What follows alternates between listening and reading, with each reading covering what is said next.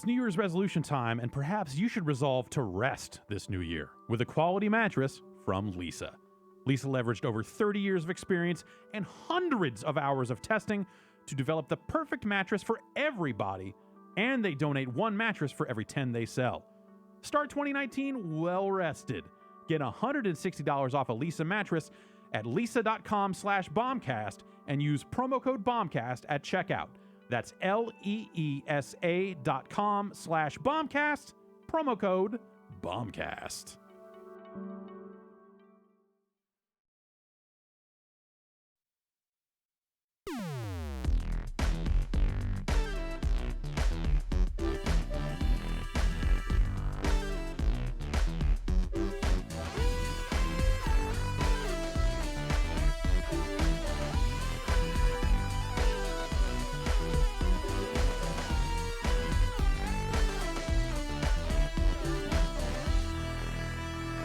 It's hot sauce o'clock here. Woo! Here we go. Live Fast Chipotle coming at you live from San Francisco, the Smoke city it. that never has Spices. traffic that is Ever. acceptable. Ever. The city where, when it rains, everyone doesn't just become chaotic and Yeah. It washes away the poop off the streets, but what emerges is much worse. It takes me 10 minutes to cross the bridge, right? Uh-huh. And then it takes me 20 minutes to get from, like, once I get into town Mhm. to the office here. which is like very. You Yeah, could like the literally bridges, throw yeah. a rock from the bridge Yeah. to the office. Yeah. God. It's damn a, it. well, whatever. It's a, I know. it is what it is. Traffic's bad everywhere. We're here with your morning But it's traffic worse and weather report. here. It It sucks and it sucks. Late capitalism, at it again. Yep. Traffic is bad. When are we Yeah. going to disrupt weather? No bueno. I've got a weather dominator that I'm going to deploy here, nice. and we're just going to make it rain on Dr. Mindbender, no. Yeah, on my enemies. You can tip to make it rain in certain parts of the world, and Yeah, if you choose to make it rain in like an area that needs it, they get a kickback of 20% of the water goes back into the ecosystem. exactly. That's how that That's how it works. works. It goes into the Congress-created Dust Bowl Yep. down south of here. I'm Jeff Gerstmann. Your regular host, Brad Shoemaker, is out on assignment Again. again. He sounds horrible. I It's just a- heard him. Yeah, it's a Poor guy. it's a bad scene. Yeah. Jason A. Striker's here. Hello. Hi. How are you doing? I'm doing great. Outstanding. Thank you. Outstanding. Thank you. Ben Pack on the scene. Hey, Jeff, Hello. I'm on the scene. He's on the scene. And the scene says, "Get off of me." Happy Tuesday, everyone. I love a little joke to get a Tuesday going. Jan, what are your bang. thoughts on little jokes? I'm all about little jokes. They're a little bite size. You can fit them in your pocket. Mhm. Save them for later. Sometimes big setup jokes take too long. You Yeah. stop listening. So I think those are the funniest ones though, because You're then right. you tune back in at the right moment and go, wait, I missed something here. I'm just gonna laugh and pretend it was all very funny. Yep. I just like when you come in on the end of the Yeah. punchline in like a movie, when you come in on the conversation yeah. and everyone just uproariously is going wild. It's like, that's nuts. that's not that guy's wife. Ah! He said, T-Boo, put your pants back on. I can't believe it.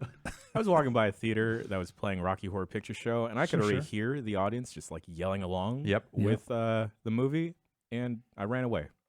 That's the 'Cause it right. sounded annoying. Yeah, no, that's Yeah. the right. Before you get pelted with toast or whatever the fuck. Yeah. There's a karaoke bar that I used to frequent here in town, and it seemed like they would pump out just the microphone audio out to the street, Wow. so that you could not hear the actual music. Mhm. So we went outside, and you would just hear the bad Is karaoke. it Do Re Mi? No, it was not. I don't remember the name That's, of it. Though. It was over by Soda Popinski's, Okay. right next door. I mean, that makes you want to go inside. You're like, I want to. Yeah. I need to hear Yeah. this nightmare happening. Oh, I that need was- to. I need to see it That all place unfold. was filthy and sticky and wonderful. I loved it. Ugh. I missed it. There is a direct one-to-one correlation between the stickiness of a karaoke bar and how enjoyable it is. True. I usually don't like. I like karaoke. Private rooms are fine, but give me like a really dingy, sticky, gross 2-drink minimum open bar. Not open bar, but like an open, open room. Yeah, I think there's an element. the sickness of performativeness that I have requires me to want to inflict it on as many people as possible. Right. So like the private room thing is fun. Yeah. But it's just not the same. You get more songs, and like if you're going with a group of people that you are friends with, Yeah. everyone, that's cool. But like if it's just a couple of you, Yeah. Like I want to make a room endure this. yeah, Of strangers who feel like they either can't say anything or are emboldened to definitely say everything. I'm almost more shy if I were to be in a room with my friends singing Totally. rather than Yeah. like an open bar. I think you're. I think Yeah. I am. I think I am in agreement with you on that. Okay. Yeah, because I don't want to. Yeah, my friends will directly make fun of me, but if they see myself making a fool in front of everybody, Yeah. and then everybody gets into it, Yeah. there we go. Yeah, that's like fuel for the fire. your friends might bring it up later. These strangers, you're never going to see them again. Exactly. Do your worst. Exactly. Yeah. No. There was a place not too far from where I live now that did karaoke one night a week, and we went in there, and it was like everyone was taking it super fucking seriously. Like a lady had her own Yep. microphone, and it was Yeah. gold, yeah. and it was just like, what are I've you seen like doing? synchronized Yeah. dances. Yeah. So we just went in there, waited our turn. I did Baby Got Back, and we left. Nice. And that was that. I don't know. Yeah, it was just a weird. There's one in Berkeley that I like going to because they have a cardboard cutout of Obama you can dance with while you sing. Yeah. We have one of those. We have too. one of those Yeah, too. I was gonna we say, do. if you want to dance later, Barry is waiting for you in this storage closet over here. It's very dark in there. He misses you. Your dirty dances. Jan, I saw you doing dirty dances on the internet yesterday. Doing dirty dances all over the internet, all Yeah. over stomping on some fools. Kanto That's right. region. In the Kanto region, That's yes. right. They banned dancing in the Kanto region. John Lithgow showed up and was like, "This shit has to fucking stop." And then I led a ragtag rebellion of high schoolers to rebel against the adults. And we brought all our Pokemon out. That's oh shit. Someone had to. Yeah. I watched you play a little. That's Pokemon Let's Go. That is Let's Go, yes. Yeah. Yeah. Playing that with some people in chat and all that other stuff. That stuff seemed brutal and intense and tactical in a way that I don't know that I've never really gotten into the whole like battling against humans Yes. aspect of Pokemon. Yeah. For me, it was always like I'm playing this RPG. Likewise. yeah. Like, the single player, I would just stick to attacks that made like hard counters of like paper, rock, scissors. Yeah. But the competitive world is like the bullshit version of paper, rock, scissors you played as a kid. Yeah. Where instead of putting scissors, your friend would be like, no, this is dynamite. And dynamite is effective against everything. That doesn't. It would always just evolve into like God Yes. or black magic or Yeah. something like. But man, it was a lot of fun yesterday. I had a lot of fun playing against some of the community, and Yeah. it was cool. It does weirdly get very intense, and then like after I shut the stream down, like my heart was kind of pounding of like the excitement yeah. and the adrenaline Yeah. of like, like I won twice and I lost really bad the third game because I had a poor team. But the cool part about Pokemon, I guess it's like a fighting game where there are definitely hard counters or better counters for each different fighter, yeah. or depending on how you play. But here you kind of have to keep account of like, at least in Let's Go Pikachu, of like 150 other characters of like, okay, you might have shit. this, you could have that, and like some of the resistances or what is super effective against something else, it just gets lost in your mind. Like I totally forgot that poison is not effective against steel for whatever reason. I mean, you can't poison steel. Like That is true. That's just there's a logic to that I think you're works right. for me. But then I'm thinking like, oh well, rust would poison steel, but that would be water. Oh, Yeah. In the long term game. But yeah, it was really cool. I'd love to do it again. Maybe get y'all in the room on a Monday, or maybe like do it another time and stuff. I was definitely. I watched you kind of suck one out after like having a couple of losing a couple of Pokemon, and then all that Beedrill action. Big was Beedrill fucking energy. intense. Yeah. Like I was watching that going, oh my God. I'm not even 100% sure how all these attacks work, but I've seen just enough of them to know that like, okay, all right, no, if you do this, then you get another free shot. Then, oh wow, you might actually get this done. And that's pretty wild. The neat thing is that if you play with normal rules, it levels everyone up to 50 or levels them down to 50. So it's a fairly even. It just becomes about like how you play. or which moves you put on your Pokemon, right? Because there's some variance there. And I've played like certain games where like it'll take at least 5 minutes of someone to actually do a move because everyone is just switching out very aggressively, anticipating someone to like misplay or fuck up. Mm-hmm. And it gets super intense. So it's like that tag team match where everyone wants to see these two people go at it, Yes. but someone's like, "No, I'm tagging out." Exactly. Yeah. Yeah. It's neat. Brutal. I haven't tried doubles because I have a hard enough time figuring out just 1-on-1. Yeah. I can't imagine 2-on-2. So that's 2 full human teams, or you have 2 Pokemon in at once. You have 2 Pokemon out on the field at Okay. once. Yeah. So they could like complement each other very well, or be Yeah. like super different from each other. Right.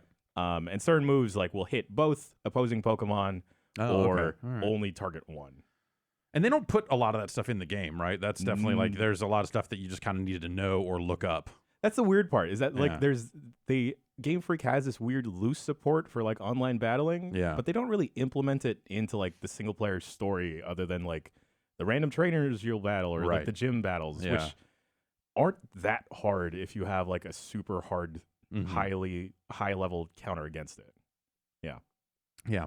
Have you ever been to like a Pokemon tournament event sort of I gathering? My barber and I switched passes to get into Pokemon Worlds when I was in San Francisco because he's also named Jan. Yeah.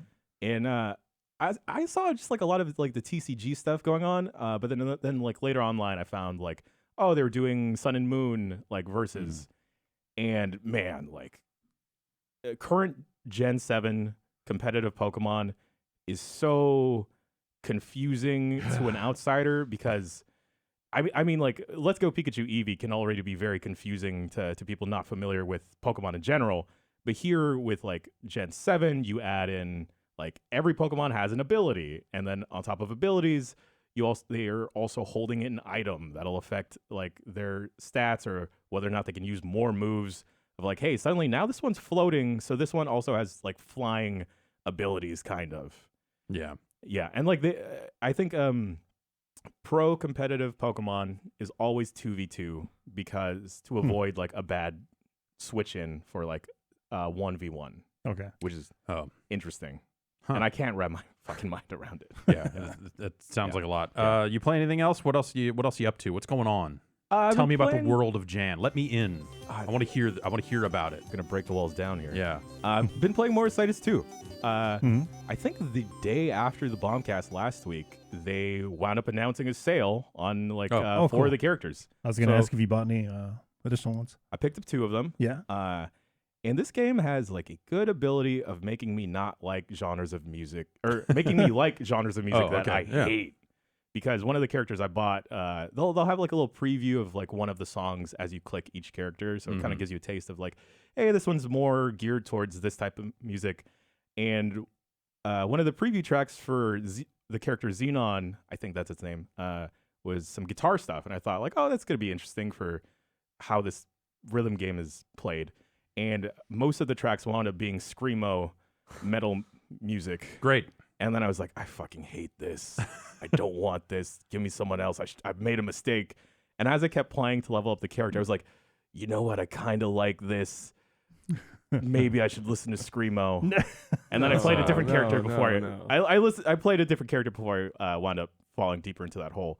Good. And they rolled out a free update that gave everyone a free new character with a nice. couple songs Huh. and like her own little story path. And I think a thing I didn't touch on last week is that there is this overarching story with all the characters. Oh, weird. And it's told through like a message board, like instant messenger format of like they'll roll out one of the characters will roll out an update like, hey, I'm releasing a new song, blah blah blah, and then all the characters or NPCs or whatever will comment underneath like, oh, I'm so excited for this new drop, or they'll talk about like, hey, Acer Fest, which is their Coachella, or It's their fire festival. yes, their Fire Festival yeah. documentary coming soon. Yeah.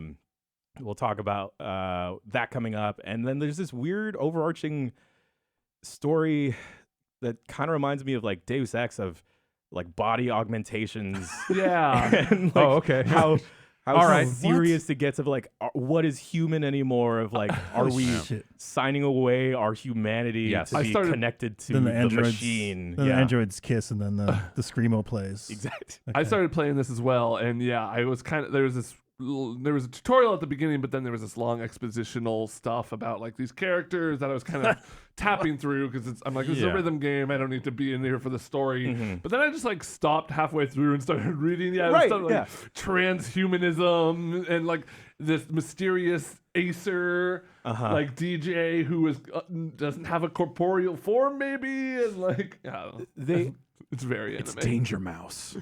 They rolled out like an opening cinematic to the game now with the newest update, and then it has like the Acer, and then like all the computer faces turn from a smiley face to a sad, angry face. Whoa. So stuff's going on. The Dark Acer is here. The Dark Acer has always been here. Yeah. Turns out. Yeah, we've all been the Dark Acer all along. Yeah. And The new character, it's her songs are neat. It's more kind of a mix between the first two characters, so it's kind of like vocal poppy synthy stuff with a little bit of grandiose piano music. Any Okay. Vocaloids? I'm not quite sure what a Vocaloid is still. I'm gonna say it's yes. a Hatsune Miku. it's a fake. It's a fake voice. Right. All of them are that. Yeah. though. Okay. They're I all like that. I like Computer Head. I think so far, Robohead. Robohead. Yeah. He's so far my favorite. Does he have got a the robot kinda- head? He's got a computer head, which is why I Wow. called him Computer Head. And then his story's like, is he real? Is he a person? Or is he actually a robot? And yeah, And all his stuff is kind of like chiptune-y, a little. like I hard, don't know about all his stuff, but the like track dubs, type. like hard industrial. Yeah, like industrial music. chip Oh. tune. It's weird. I New like it, though. genre. I was gonna say I don't want to like spoil the story, but if you get to the end of it, do you find out that he was human after all? Or... He was the one human. He's Yeah. the only.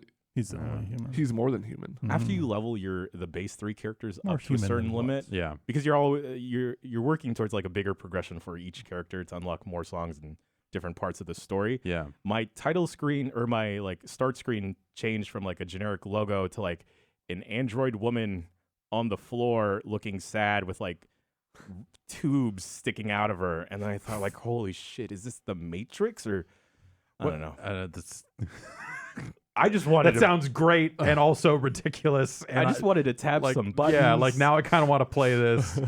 It sounds truly fucking hellish in some ways, but I guess that's our machine future. Yeah. At least we'll sing as I we mean, go down. every mobile game has to have unlockable anime girls Yep. questioning reality. Well, level 1 regular anime girl, level 30 Mob anime mob girl. anime boss, level 50 I mean, that's why I keep fucking playing Hatsune Pokemon Go. Miku. beam of light shaped like Hatsune Miku. Fuck yeah! All right, all right. You sold me. I'm gonna play Fantastic. Citus Wow. Hell yeah.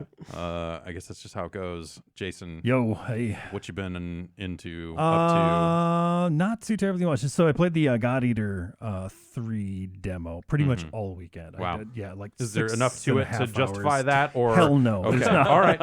But there were enough weapons, and I wanted to see because I had pretty good familiarity with how the current weapon set works. But Yeah. they added 2 new weapons, so I wanted to find the nuances and such.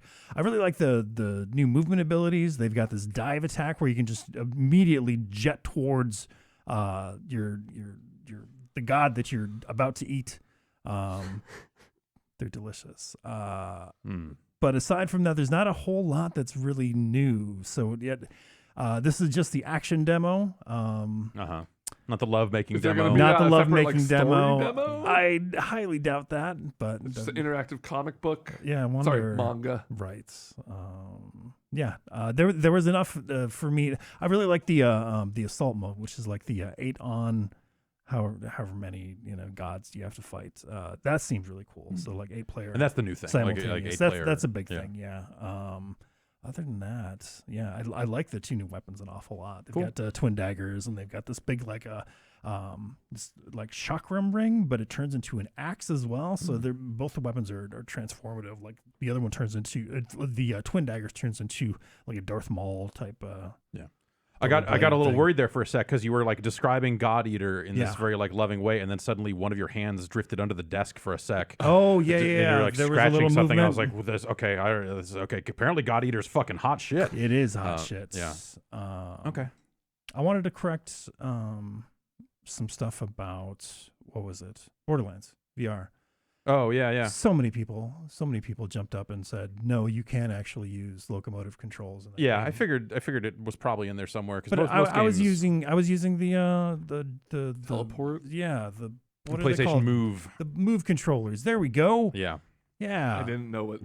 That- Again, I thought you were Drumstick. like talking Looking- about God. You know, Eater when we're talking again. about Gearbox, there's a lot of weird hand motions these That's- days that you just don't really That's know. pretty but, good. That's pretty good. But what are you gonna do? No, but I did end up playing it with the controller, and it's actually pretty fun. Yeah. Like in that mode, I Really? like feel without the teleporting and stuff. Yeah, it's kind of cool. And so with the controller, is it doing any kind of motion where you're holding a gun up by moving the controller? no, or is it's it just actually just with your head. So Okay. I'm moving my head around. Nobody can see this, but this is like me your head is aiming. your head is the right stick. Your head is the and- reticle. Yeah. Yeah. Actually, the right stick actually still kind of moves you around Yeah, and stuff too, okay, which is yeah. kind of strange. So it's really just aiming. Right. Yeah, and That's kind of what it's intuitive. did in HD is like you Yep. could use the right stick There you go. or you could use the stick to aim, but Mhm. also your head, and you could use both at the same time, which was disorienting and weird, but Yeah. you could do it. But once I started Uh, diving into like some of the options in there, if you turned off like all of the like the comfort modes or Mhm. whatever, it kind of moved like a traditional shooter. Right. In that respect. I think So that's it was the thing kinda that, neat. that like I feel like that's the weird area that Sony has carved out Yeah. and done really well with is the like sitting down holding a controller VR. Yes. Which initially when the Rift first came out seemed like okay, this is cool for now, but boy, this is going to get boring fast because who cares like about all these cockpits or This whatever. isn't Yeah. future. Yeah, this enough. isn't future enough. And then it turns out like, oh, the future stuff is maybe like too future for the games to be like long lasting and fun. Yep. So yeah, I mean, Yeah, talk like about like that, Astrobot, and Tetris. and like all that sort of stuff. Polybius. It definitely it solves like one of my main issues, which is space. Just Right. like literally having enough room Yep. around to move around. I don't have it. I'd rather be sitting on the couch playing a video game anyway than Yeah. jumping around like a damn fool. Like a damned fool. Yeah, Like a damned VR fool. Someone's trying to come out with like a series of foot pedals or like a what's it, Locomotion tracks. like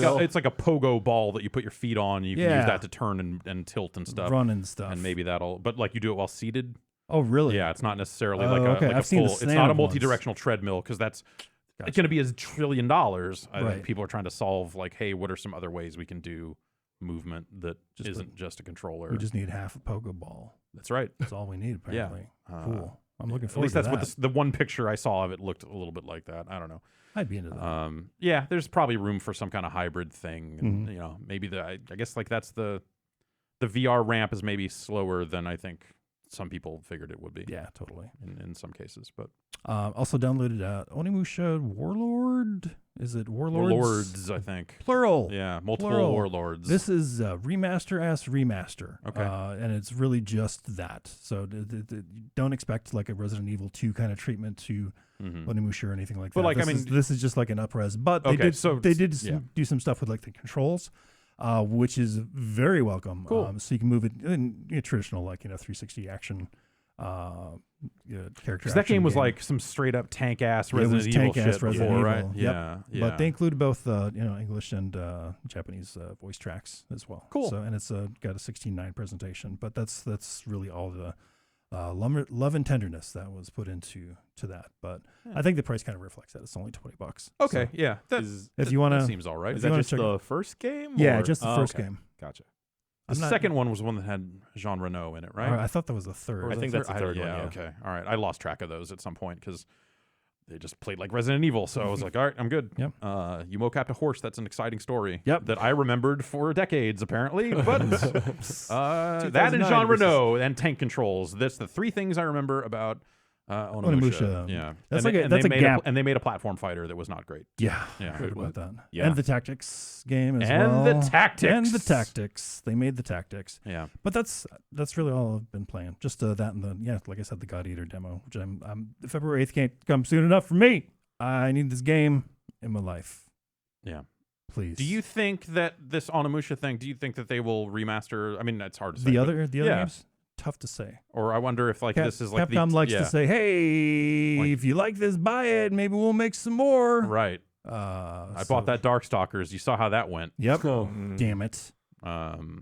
Not enough of us bought it. I guess. I have no idea. So I bought that Bionic Commando reboot, and here we are. Didn't get another one of those. What's Mike Patton even doing? Yeah, I haven't heard any announcements as far as the other games. You would think, like, I really would have preferred like a remastered like trilogy. That would have been great. Yeah. Sure. Yeah. That's yeah. Definitely. But I wonder if they go there or if this ends up testing the waters for like, hey, we're bringing Onimusha back. You guys seem to like that Resident Evil reboot. What if we keep doing this? Onimusha 7. Yeah. It just all takes place in some house in a swamp. Yeah, pretty much. Yeah.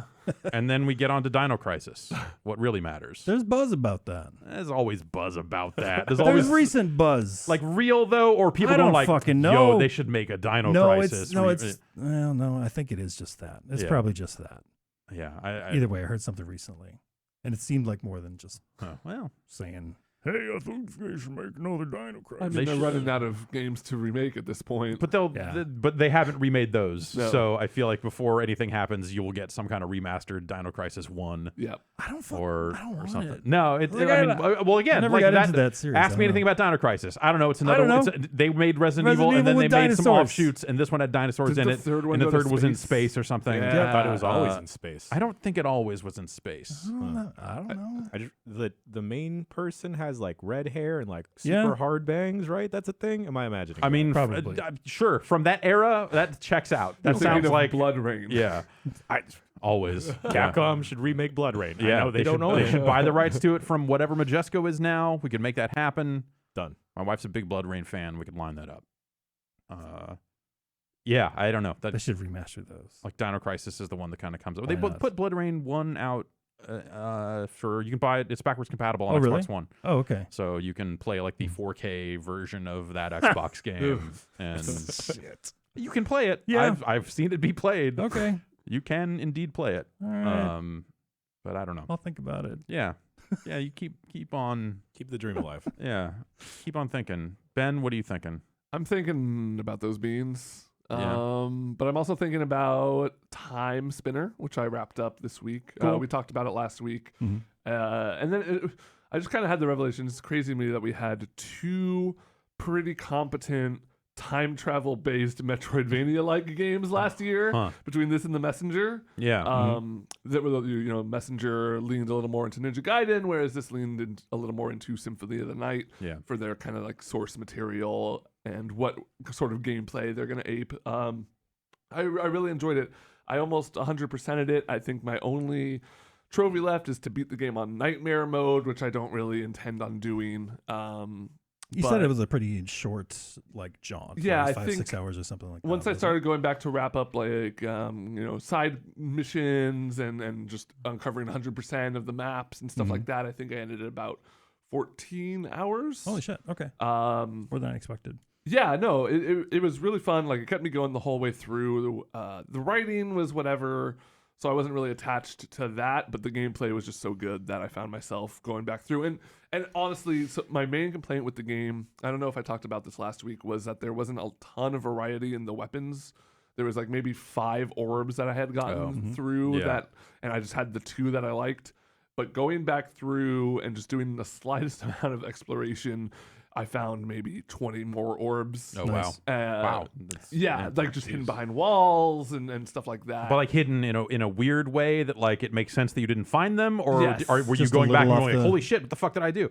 It was mostly of I found the ring that shows you where hidden walls are. Oh, okay. Put that on and started going through back at the old areas, and sure enough, like it was areas on the map that there's just like one little blank square. Yeah. On a Metroidvania map, right. and you're just like, oh, maybe I should go hit those walls over there. Yeah. I tuned into your stream earlier, and that had me intrigued because I saw that you had that aha moment when you could like equip 2 of the same orb, or something like that, to like double the like the wind orb or something like that. Yeah, it basically was like as fast as I could mash the button, the attacks were coming out with that. That was super intriguing.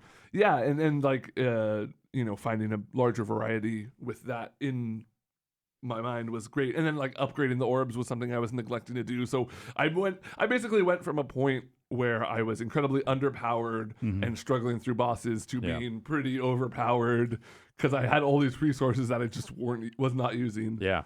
To upgrade stuff. But yeah, I totally You should upgrade stuff. It's great. Upgrading things in games. Oh my god. It's like, hey, here's this thing. What if we made it better? Like, fuck, man. You know this cool gun you've been using? Yeah. What if it shot 2 lasers? What if it was still good Yeah. instead of in this area was suddenly bad? What if instead you could click this box and then And it it's suddenly just like- was like, oh, it's as good as it was before? And it looks cooler. Great. That's my favorite part about upgrading usually is just like the visuals of it. Still totally recommend that game. It's worth checking out. And then the other game I played a bit of this week was Momodora Reverie Under the Moonlight. Yeah, you got the name right. Reverie in the moonlight. Momodora. It's the 4th Momodora game. Momodora 4. The second one to come out to Steam, and Momophora. it totally is the first 2D game that I feel like has really nailed that Dark Souls vibe. Really? Oh, Of just kind of, creepy. I don't know what the era is, but that like Victorian kind of like I don't know what like- you're going for. basically it's a scary world where you can die at any time. There's sort of a bonfire equivalent. Okay. This game Is the combat brutal. kind of fast and fast, or is it like Slow and slow. So the thing I always think of when it says Dark Souls is hit button, wait for big sword attack to slowly happen. Be very careful. Be very deliberate. This is a little more on the platformer side of that, where yeah. you have kind of a basic 3-hit combo that kind of comes out pretty fast. Your 3rd hit will stagger an enemy, but to get all 3 hits in, you have to really position yourself well or like do a counterattack. It's more of like really harsh bosses that you need to die a few times fighting against to kind of learn their attack patterns and get better about dodging them. It's it is a Metroidvania in a sense where you're not often getting a ton of upgrades that help you explore, but it's more of like, hey, you need to go get these 4 things, and you can kind of go anywhere in this interconnected world, and you'll end up, looping into another part of the world where there's not kind of one set path that you have to go down. And really, it's just hard. It's fucking hard as shit. There's one-hit kill spikes a little too frequently. Noticed that as well, yeah. Which is a bummer because it's a game where it's all about like deliberate combat, and you never feel like you're getting cheated against a boss. Like you feel like, oh, I just like didn't adjust to his attack pattern well enough. But it does not translate well to platforming where it's like, oh, I didn't hit that jump just 100% right, and now I'm dead. Yeah. You know? That sounds unforgiving. Yeah. Which It is a little unforgiving, and it's a little short. I've heard anywhere between 3 and 5 hours, maybe a little longer if you're trying to 100% it. I'm playing it because it just recently came to Switch. Right. I should say it's out on Switch for $15, and I think you can still get it on Steam for like 10 last time I looked. But it really nails that vibe. You know, I was going out there trying to find what other people were saying about the game, and it seems to be kind of the first really good Souls-inspired 2D platformer, which I know like there was a big rush after the Souls game kind of blew up of like trying to recreate that with sprites and stuff like that. But and this is coming, take it with a grain of salt because I'm not the biggest Souls guy. Like I don't love those games. You have no soul. Everyone knows that. I have no soul. Don't need one. It'll only get in the way. Yep. And then because I mean you like Salt and Sanctuary, Jason. Quite a bit. Yeah. Yeah, that was definitely inspired by some Dark Souls stuff. Yeah. Big time. All right. I thought they nailed it quite well. Did you play? I did not. You should.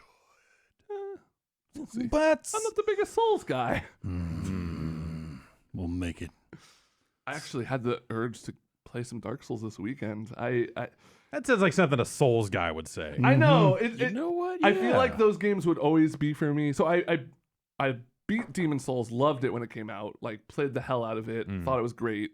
Then when Dark Souls came out, I just like couldn't get past that fucking castle, and I put it down and never went back to it. And I feel like it's one of those games that I know I would like if I put the time in there, because I know that it's one of those games that gives back as much as you put in. Kind of, it's about really like fighting games, right? It's about sometimes. Yeah. Sometimes it's like you put in a bunch and then it kicks you in the nuts and rolls you down a hill. Yep. I might become a Souls guy this year. Maybe 2019 is the year I really get into Souls. There's never been a games. better time to get into these can't- hot new things. You can't just decide you're going to be a Souls guy. You're born with it. Yeah. I got into Bloodborne. Speaking of being born with it. Oh, maybe he's born with it. But then after that, I tried to go back and play Dark Souls 2 and 3 and stuff like that, and just it never felt the same. Yeah. I'm curious about Sekiro when that comes out. Yeah. You know, Is that supposed to come out this year? yeah. Yeah. That's not too far off. Okay. And it seems like it's a fairly different thing. Yeah. As well, which that's what I'm looking for. A fairly different thing that maybe is drawing from those kind of Souls inspirations. As someone who is not a Souls guy. It's easy to appreciate their game design. Like, I think that these guys, this studio does a good job making the games they want to make. It's just not always something that I necessarily want to play. Well, I think it's also, enough other studios have tried it either in 2D or 3D that it kind of became, like people are trying to make that game in a lot of dramatic ways where you see the equivalence. And that's something where it's like, it's not just, hey, we've got deliberate combat and it's hard and unforgiving. It's like also like, and we've got a bonfire equivalent and the world is designed in such a way that you loop back around, at the end, it's people going and kind of taking that thing whole cloth that always just felt weird to me. It's just like that happens in games all the time. But I guess like the Demon Souls, Dark Souls stuff just seems so specific. Because usually it's like game modes. It's like, oh, we're making a MOBA because of the success of League, or we're making a Battle Royale because of the success of Fortnite. But this was like, oh, with this Dark Souls thing, we think we could make one of those. And so we have like taken as much of the blueprint as made sense, made our tweaks to it, and set it in a sci-fi world. And here you go. Yeah. Yeah, they created their own genre. That's pretty crazy. And I guess that's just how it happens, right? Yeah. I mean, Pac-Man did the same fucking thing. Right. So congratulations to Demon Souls, the new Pac-Man, Demon Souls Fever racing up the Billboard charts. Demon Souls. So you hear they're making a Miss Demon Souls. God She damn has it. a bow on. It's pretty tight. The bow's tank. Get Yeah, out of town. She's faster too. Speaking of Satan, I've been fucking around with Demon's Tilt, which is launching in early access next week. So we'll talk about it more then. It is a pinball game. okay. It is for coming out on PC. Yes, and it is a Satan-inspired pinball game that like is a very Devil's- much like a Devil's Crush. There we go. It is very much like someone sat down and said, "You know what's good?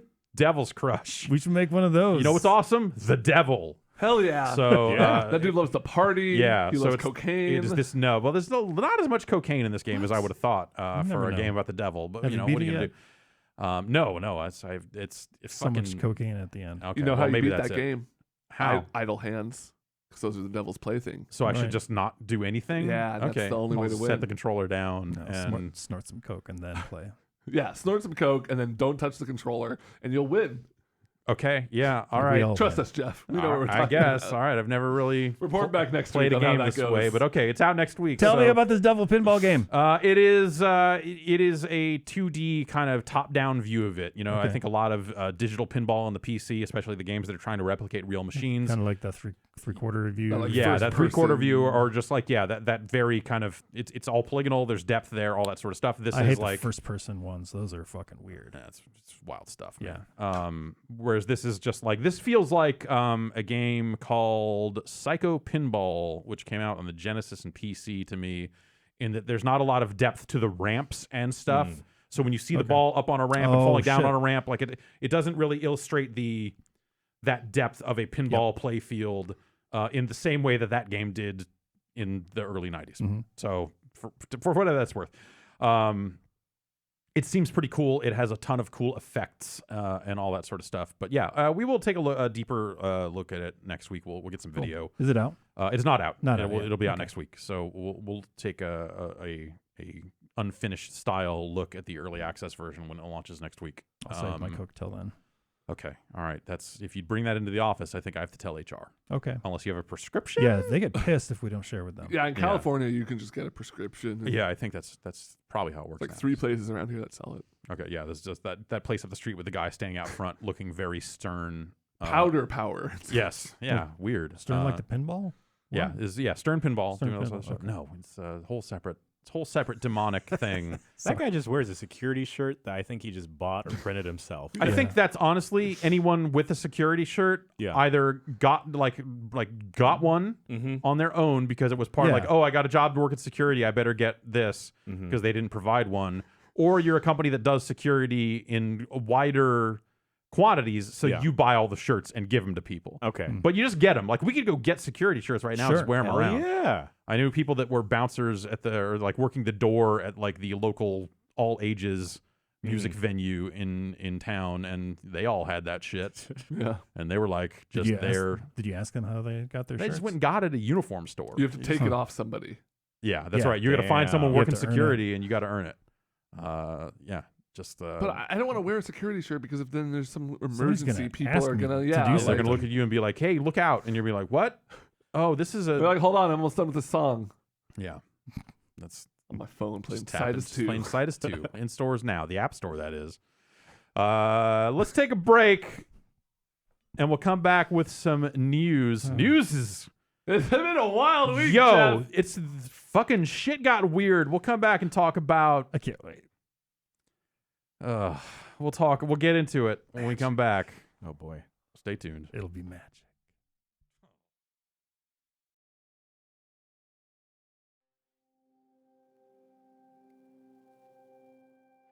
Dreams. Dreams? It's not just an upcoming video game anymore. Oh, what else is it? It's something that we're going to try to turn into a reality. Just gonna pluck them right out of my head. That's right. You can plug it right to your head, put it right onto the web with Squarespace. There's this big like thought bubble hovering over my head every night. Yeah. So you're just saying I'm just gonna like reach up there and pull. Yeah, you're just going to reach Right up there, out of there? pull that website out of that bubble, and then deploy it. It's the website that I spend every night thinking about. Yeah, it's the website that we're on right now. This is the one I think about every night. I should probably sleep better. Yeah. Maybe I need a mattress. Anyway, Squarespace makes it easier than ever to launch your passion project. Oh. How would I go about doing that? With beautiful templates created by world-class designers. Oh. That's right. World class? World class. Not just like No. not national class, No, not this isn't some rookie. local This isn't someone who just like Bush learned- League designers. Yeah, learn CSS off the back of a cereal box. Yeah. Proper world-class designers, but you can customize whatever you need and still have it look great. I can tell myself I'm a world class designer. That's right. Overrule everything they've done. Exactly. Fix it yourself. Whether you're looking to start a new business or showcase your work or just publish content, sell some of them products. Oh. Time to get paid. What should I sell? What do you got? A lot of stuff. Okay, I all right. mean, Well, maybe that's a way to clean up for the new year. You got a lot of things in your Okay. place. You're looking to move. I have a lot of things, and none of them spark joy in my life. So I Okay, think it's well time- then time thank them to for go. their service and put them on your Squarespace website. Maybe they'll spark somebody else's joy. Exactly. Spark some joy with Squarespace. They've got a powerful e-commerce functionality to let you sell anything on the internet and analytics. Whoa, That's right. it's like numbers, Get some joy out of them numbers and grow your site in real time. data, Uh-huh. big data. The biggest of data. It's all optimized for mobile right out of the box. There's nothing you need to patch or upgrade or worry about ever. I like to use my hand computer for stuff like that. All right, what you do in your spare time, I don't know that I want to get into. That's where I look at the web. Okay, well, you and your hand computer, do what you need to do. No judgment here. Everything's optimized. Oh. And buying domains is simple. You'll get the help you need. I've never bought a domain before. Really? Fun fact. Wow. Well, Yeah, I could use some help. they make it easy. It's scary. It's scary how easy they make it. Oh, I know, okay. exactly. I've yeah. thought it's always been a little intimidating, but You'd say, you know, maybe the fine folks at Squarespace can help me out. that's right. And if you run into any situation where you need some help, they've got award-winning customer support that's ready for you 24 hours a day, 7 days a week. Sounds friendly Yeah. and comprehensive. Well, hey, it's there when you need it. And Squarespace empowers millions of people. No, that's a lot of people Yeah. Designers, lawyers, artists. worldwide. Yeah, even businesses like restaurants and gyms. Mm. Yeah, you need a website. Yeah. Are you out there running a gym? My new doctor's office website is built on Squarespace. Well, there you go. I'll tell you that right now. Well, that's exactly how it works. That's just how easy it is. Even a doctor can do it. Yeah, those knuckleheads. Yeah. Head to squarespace.com/bombcast for a free trial, and when you're ready to launch, use the offer code BOMBCAST to save 10% off your first purchase of a website or a domain. That's squarespace.com/bombcast, and the offer code is BOMBCAST.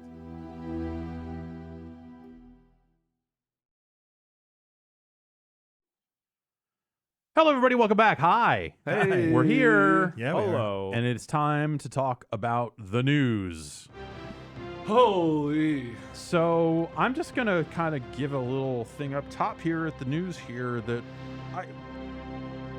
maybe this is weird. I don't know. We are pretty fast and loose with language around here. Yeah. In a way that, like, I don't think that this is necessarily on the other side of the line for us to talk about or whatever in an explicit context, but there's just something about it that just is so skeevy to me that I feel the need to kind of just say, we're going to talk about some porn stuff here. That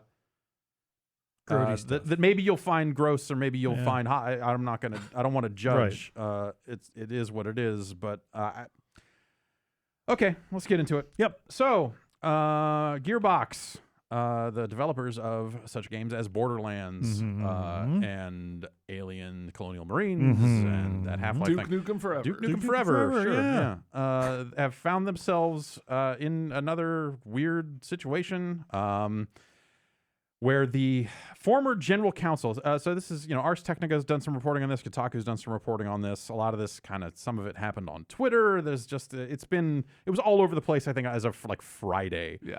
But this is stuff that I guess happened in late December. There was a suit filed December 21st. There was a countersuit, or anyway, the allegations here.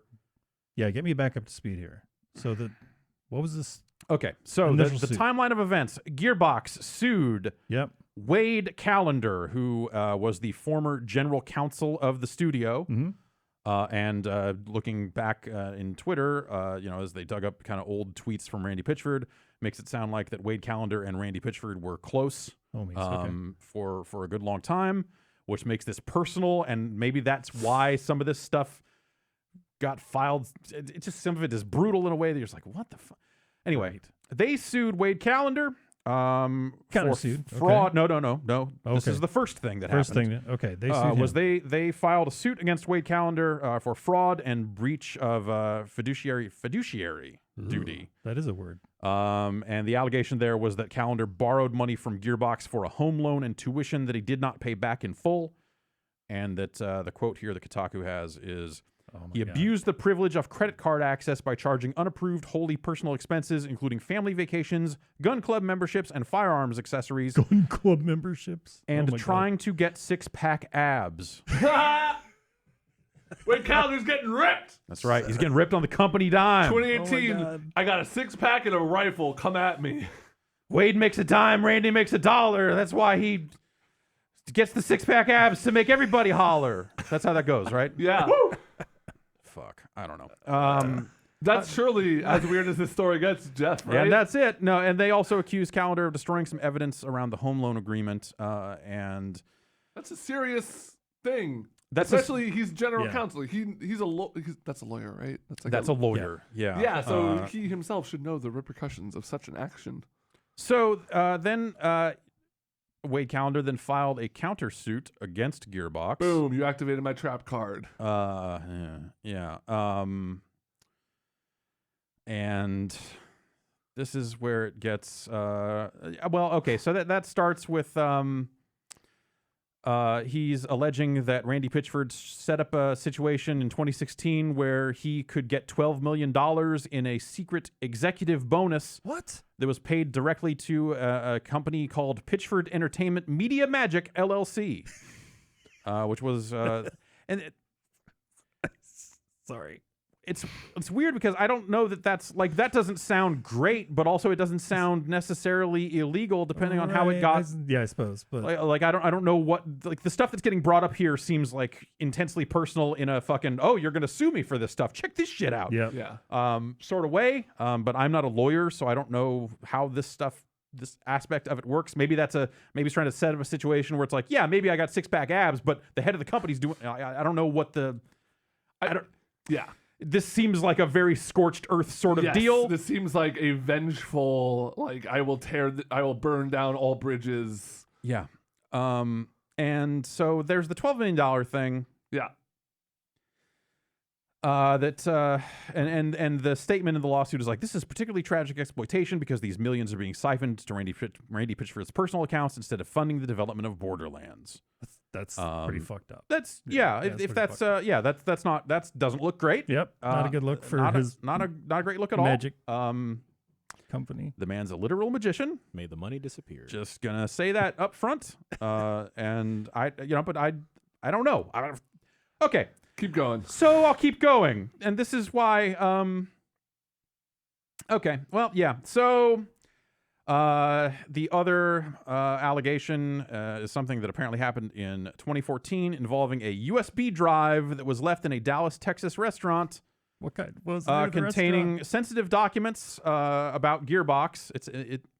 We'll get there. Okay. He left a USB drive in a medieval times, Full of company info. Full That's of- so irresponsible. full Jeff. of company Info. information, full of privileged information. Yeah.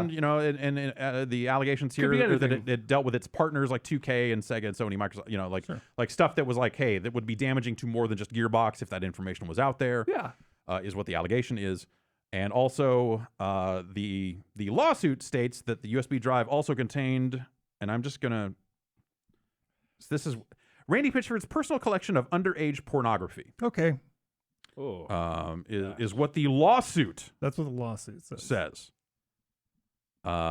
Okay, this is where Ars Technica kind of tags in with some additional information, and Why would that USB drive like leave his possession at a medieval time? There's more.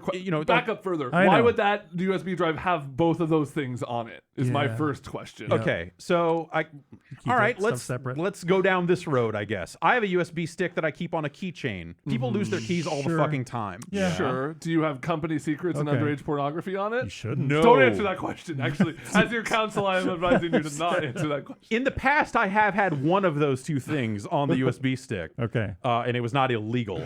But like, there have been cases where like, hey, sometimes people lose things that are Yes, confidential totally. and valuable, and sometimes Right. shit happens. Totally.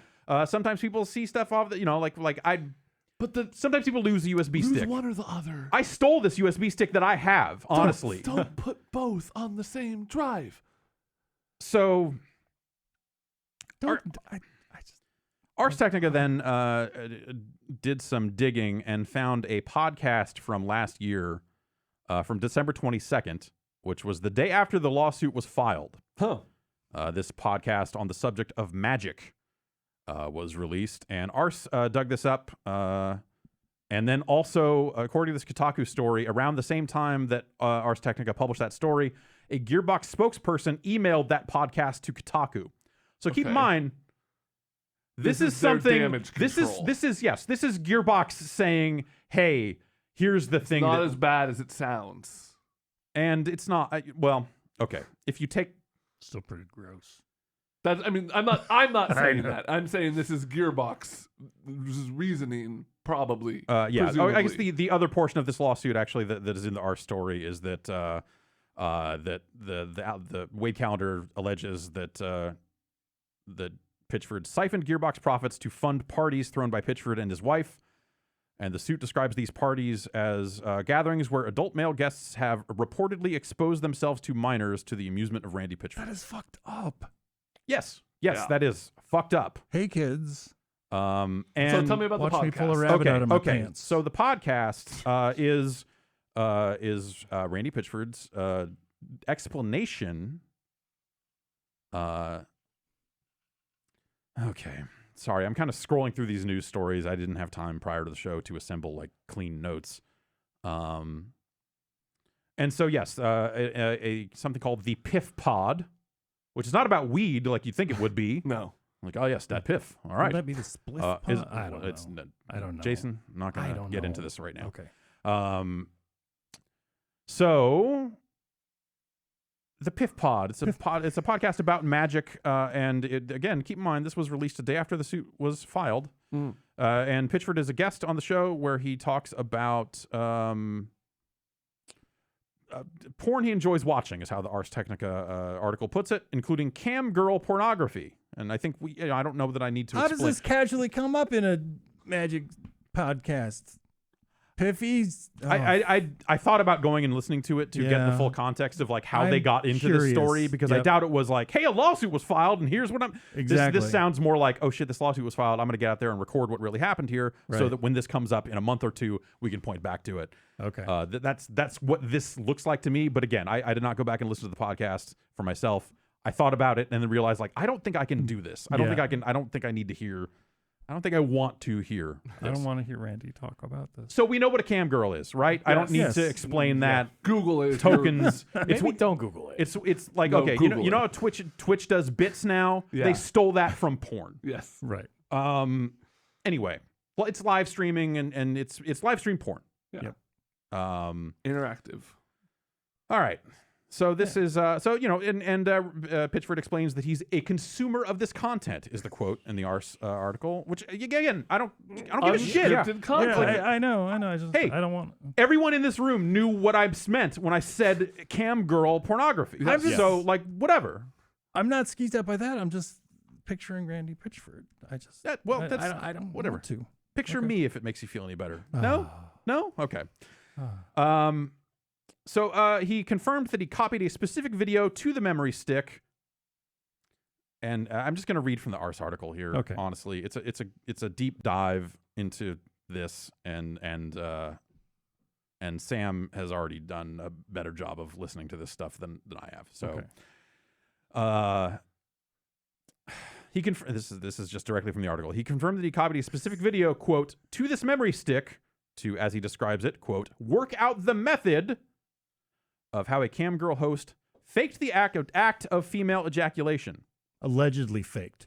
Okay, fair enough. And then there's a parenthetical here in the article that says, be warned, he describes how the video looks in particularly graphic detail.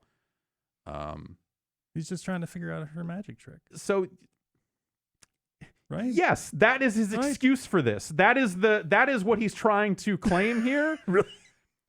I realized this is not a sex worker, Pitchford said on the show. This is a fucking magician. Wait, a fucking magician? Well. A fucking magician.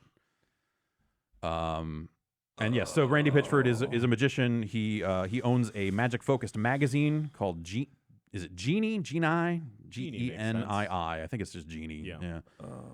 Yeah. This was before I learned I should probably have password protected memory sticks, before admitting he had indeed left a flash drive at a medieval times. Some kid, an employee, discovered the memory stick, took it home, found secrets of the company and future in games in development, also discovered the pornography. It was barely legal porn. This girl's handle was only 18. Oh, it was barely legal. Okay. The USB flash drive was returned to Gearbox, Pitchford says, in exchange for, some swag and some games and stuff. So they're like, we'll give you some t-shirts. Really? Kid. Bring the porn stick. I And know then- where you live, motherfucker. Say a word. And then to kind of further this is a long way to go to justify I was looking at perfectly legal pornography. Yes. This is a long, long explanation for this stuff in a way that I'm just like, dude, just say, yeah, it's porn. I don't know. Like, just, it's porn. Who gives a shit? They can't be on legally, these people shouldn't be exposing themselves on a cam girl site if they're not 18. So I Right. think there's a safe assumption there to say this is not underage porn. Right. But we don't know the rest of the stuff. The other stuff is way fucking like more the party questionable. stuff, Yeah. Which is like there's no hard evidence about. That's all hearsay and stuff. But right it's like, now. it's the bit there is that they've got a theater in their house that Yeah. they run private shows at and allow people to attend and by invite only and that sort of stuff. And I don't know. I've never been. So he claims that the flash drive was returned to the studio while he was out on vacation. So his executive assistant looked at the contents, and there's another quote here. Before I know it, I think the entire office looked at it, and there was one piece of content on here, and it never occurred to any of them that the reason why there was just that single porno was because of the magic trick. Not because of. not a single one of them. Not a single one of them thought that this porn was magic. My whole thing is magic. Why didn't they know? That's what I do. And then later in the podcast, according to Ars Technica, Pitchford suggests putting this only 18 woman on the cover of a future issue of the magazine she's that good. because she's a magician. She's a magician. If you She's a guys find fucking anything magician. weird on my laptop, I just want to go ahead and get it out of the way. I'm studying physics. Yeah. And it's Okay. all. I'm really interested in the physics of what's happening, and it's like Yeah. objects in motion stay in motion. I think Einstein said that. Yep. And then on Twitter, Pitchford has categorized this as a shakedown that Calendar's attempting to shake the company down and shake There was a lot Pitchford of down for more money. Twitter. Yeah, there was a lot of Twitter stuff around this. David Eddings, who was formerly at Gearbox, just posted something saying like, "Yep, it's true," and then backpedaled on that a little bit and said, "Actually, I think the liar." And he says, "Liar? Check mark. Con man? Check mark. Perv? No idea." So Okay. he's saying that the money stuff, which is honestly that stuff's been swirling around Gearbox since the and Alien that's the core of the Marine- lawsuit. These are all Marine days. details that have kind of come out in the wake of it, right? Like Well, some of that's just in there. Like Yes. the underage porn stuff is an allegation in the countersuit from Calendar. So it's become part of this whole mess. right. And that stuff, whether it's Was he true- stating that the underage porn was on the USB stick? that seems to be the implication, Well, or okay. at the very least, I think it would be a much bigger deal if, like, all the employees had seen the contents of that USB stick. And if there was actually underage porn, I would think there would be a much bigger... This seems like something that would have been dealt with immediately. But again, who knows? Like people are scared of their boss. Like sometimes it's maybe they would have been like, oh, geez. Yeah. Don't know. Don't want to make assumptions there. But my read on this is that his description on this podcast is to explain specifically what this porn was and that it was not underage porn. It was just porn. But then goes to this like extra length to say, but I was only interested in it because it was magic. Which is like, hey, look, man, sometimes guys get looking at porn, they come up with some fucking bad excuses. All right. But this one might be the worst. Just say, even if that's all true, let's assume that that's all true. Yep. And that it was just magic. He wasn't just porn for the Just- sake of just porn. magic. He was just like, this is crazy. He was scouting for new magical talent. Yeah. Yeah. Magicians are out there. Yeah. We're going to bring you to the Magic Castle, put on a show. He needed somebody to put on the cover. Like, Yeah, I get it. Okay. assuming all of that is the case, Mhm. I feel like the shorter, less fucking suspect version of this story is, yeah, it was porn. Yeah. Yeah. She was not underage. Like, done. Like Right. this whole further justification makes the whole thing sound way worse. It does. Like what? Especially, Why are you going on to a these weird lengths podcast to do all of this? Like, I don't know. Just going on like, a podcast the day after the lawsuit was filed, and maybe now I need to listen to this to see how it came up, because that's the weirdest part about it. Yeah. Or The only or other thing that maybe No, it's not the recorded. Was it recorded prior to? Don't know. That's a good Yeah. question. I don't Yeah, I know wonder. that we know that. The episode was posted the day after the The day lawsuit was after. filed. I But don't know hey, anything about the size of the maybe podcast. I don't know if maybe it was all live or what. one weird coincidence. Yeah. I don't actually. I wonder.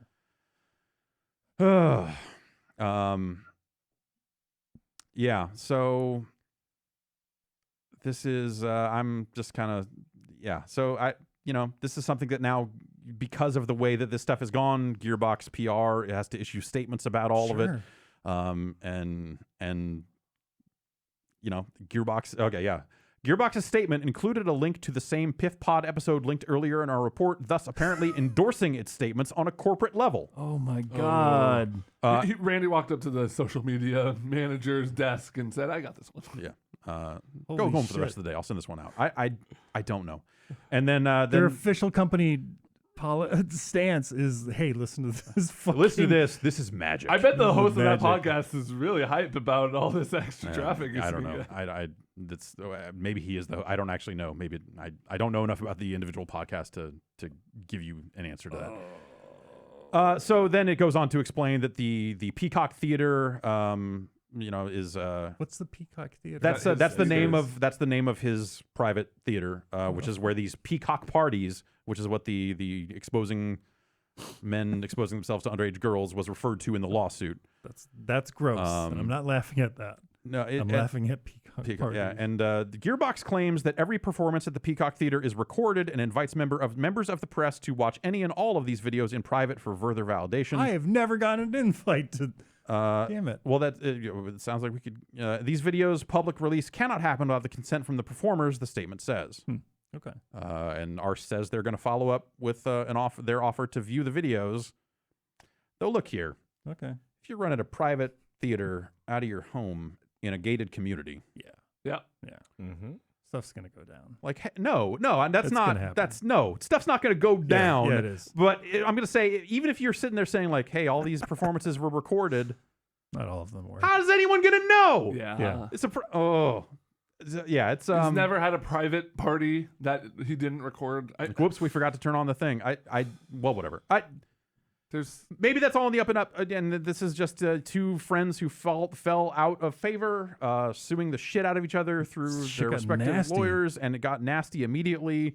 And you want to hope that this stuff is not true because you don't want to hear about people getting exploited like that. And underage. It's just fucking terrible. It's beyond the pale. It's Gearbox, I think, has kind of gone through the ringer in these last several years here, like post Alien. And then you got Randy Pitchford out on Twitter, like saying like, "Hey, look out! I'm being told there's Battleborn porn out there," in a way that made it seem like, dude, did you just make this subreddit yourself? Like the whole thing just seemed like, why bring it up? Why bring it up? Why bring it up? I think he has a habit of bringing up Yeah, porn. and I think that's So that's the kind of the weird thing here is that it's not the first time that he's been out there going like, "Hey, porno." At the time, that seemed to me like, hey, Overwatch porn is huge. What if we get a lot Totally. of Battleborn porn out That there? is absolutely what it seemed like. But but now, yeah, the head of the studio Oh my God. that mushroom guy getting out there saying like, "Yeah, that mushroom he's a guy. magician. You got to put him on the cover." Some of this stuff is baffling because like the lawsuits are what they are, right? It's tragic. It's disgusting in some Even ways. if it was just Yeah. about the money. Even if it was just, Yeah. hey, he's diverting $12 million from the company to fund his own private slush fund shit. Like, that sucks. Right. That alone is awful. And then all this stuff in the mix just makes it so... like you said, it's beyond the pale. It's disgusting. Yeah. Magic's weird. Yes, it is. Maybe separately from this, but yes. I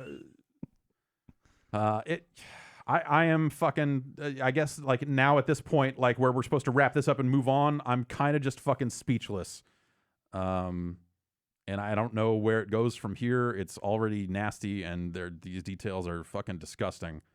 And you hope it's just. You hope it's just over money and a friendship fallout and not anything more than that. But I feel like a lot of the wriggling around, like let's extra explain this porn away as not just simple porn. Mhm. That to me, like, and this is just me. That to me says like, oh, there's got to be more to this because who would do that? Yeah. Who would go out of their way to explain that this way unless there was like something You're probably to all right. that? It's Maybe it wasn't about magic, Jeff. maybe not. Maybe not. Maybe it was about money the entire time. Why would you have to save the whole video? Because it's easier, Yeah, I like suppose. what are you going to get video editing tools and just get don't down to know. the 2-second instance of just like, wow, that's a magic trick right there. Okay, right. also it's I'm- all about the build up. Yeah. I'm thinking about It's all about the sleight of hand that leads up to it. There's a whole Yeah, it's thing. something can how do happen. you... I don't know how cam girl sites work really in depth, but All right, let's talk about it then. to my impression, and this could be unfounded, is that it's a live streaming service. It's not like a lot of videos on demand. So does this mean he's recording Potentially. like, hours and hours and hours of cam girl shit? I don't know. I will say that I'm pretty sure that some people in that line of work will also separately offer clips for sale. Sure, To use the that actual makes term. sense. And Like, because like Twitch VODs is a thing yes. too. So yeah, there are cases where it's like, oh, if you are tipping this amount of money, you'll get Okay. access to this tier of additional content, and all this sort of stuff. Basically, it's everything Twitch is doing.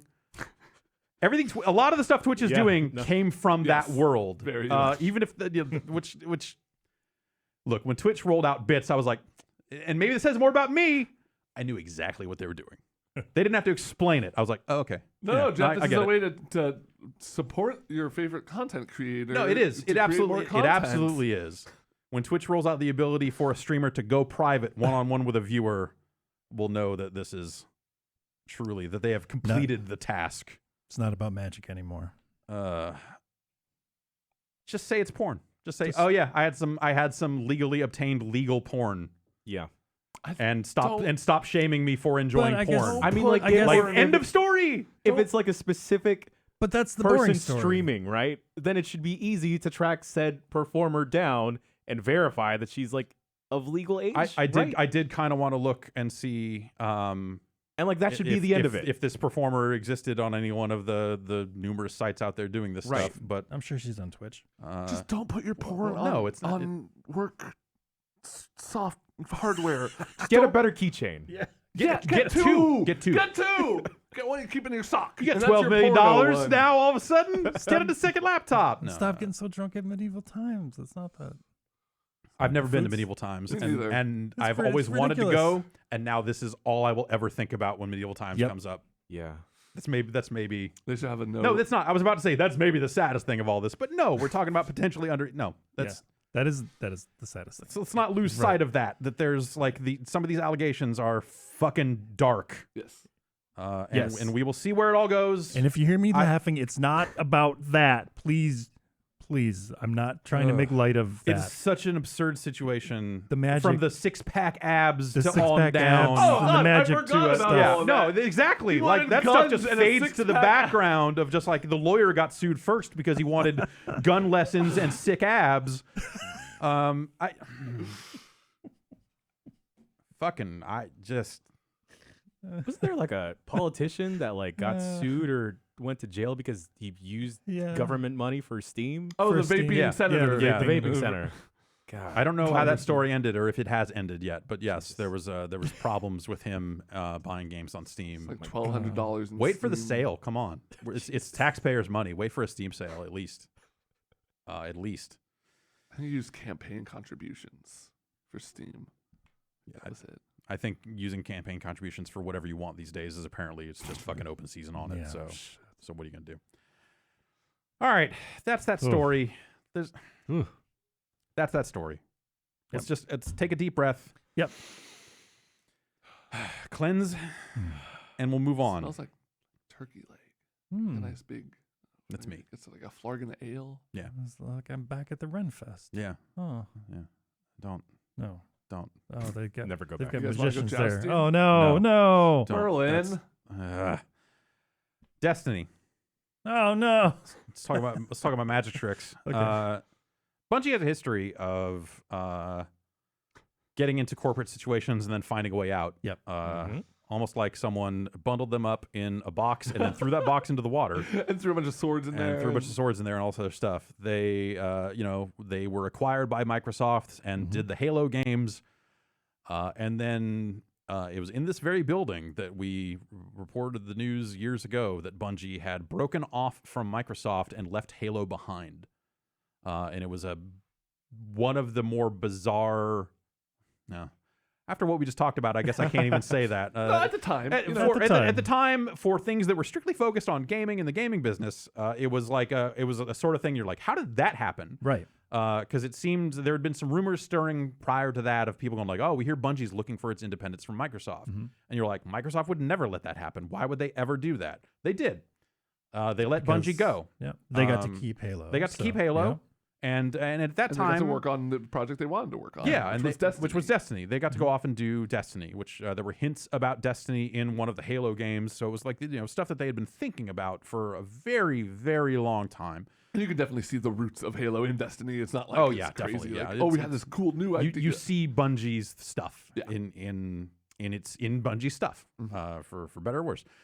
And it was a very bizarre thing at the time because it just seemed unheard of. And at the time, I think a lot of, not a lot, but I don't want to say how many, but there were people who were at Bungie that felt they wanted to stick with Halo. And so they went and became Microsoft employees or stayed Microsoft employees, I guess.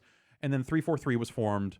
They hired up and all that other stuff. And so there are still some of those people, original, some of those Halo people have been with it back when between Bungie was still 3 and 4 or 2 and 3?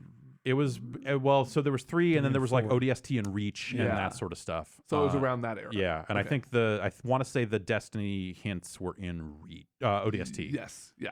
That sounds right. And so Bungie then went on to partner with Microsoft in 2010. And so at the time it was a little strange because you were like, man, Bungie just found a way to get its independence, and it seemed like it was hard fought. They had to leave a lot behind, and then here they are signing a 10-year deal with Activision. Yeah. Activision didn't own the studio, so they were still independent, but it was like getting right back in with a Major corporate publisher, giant.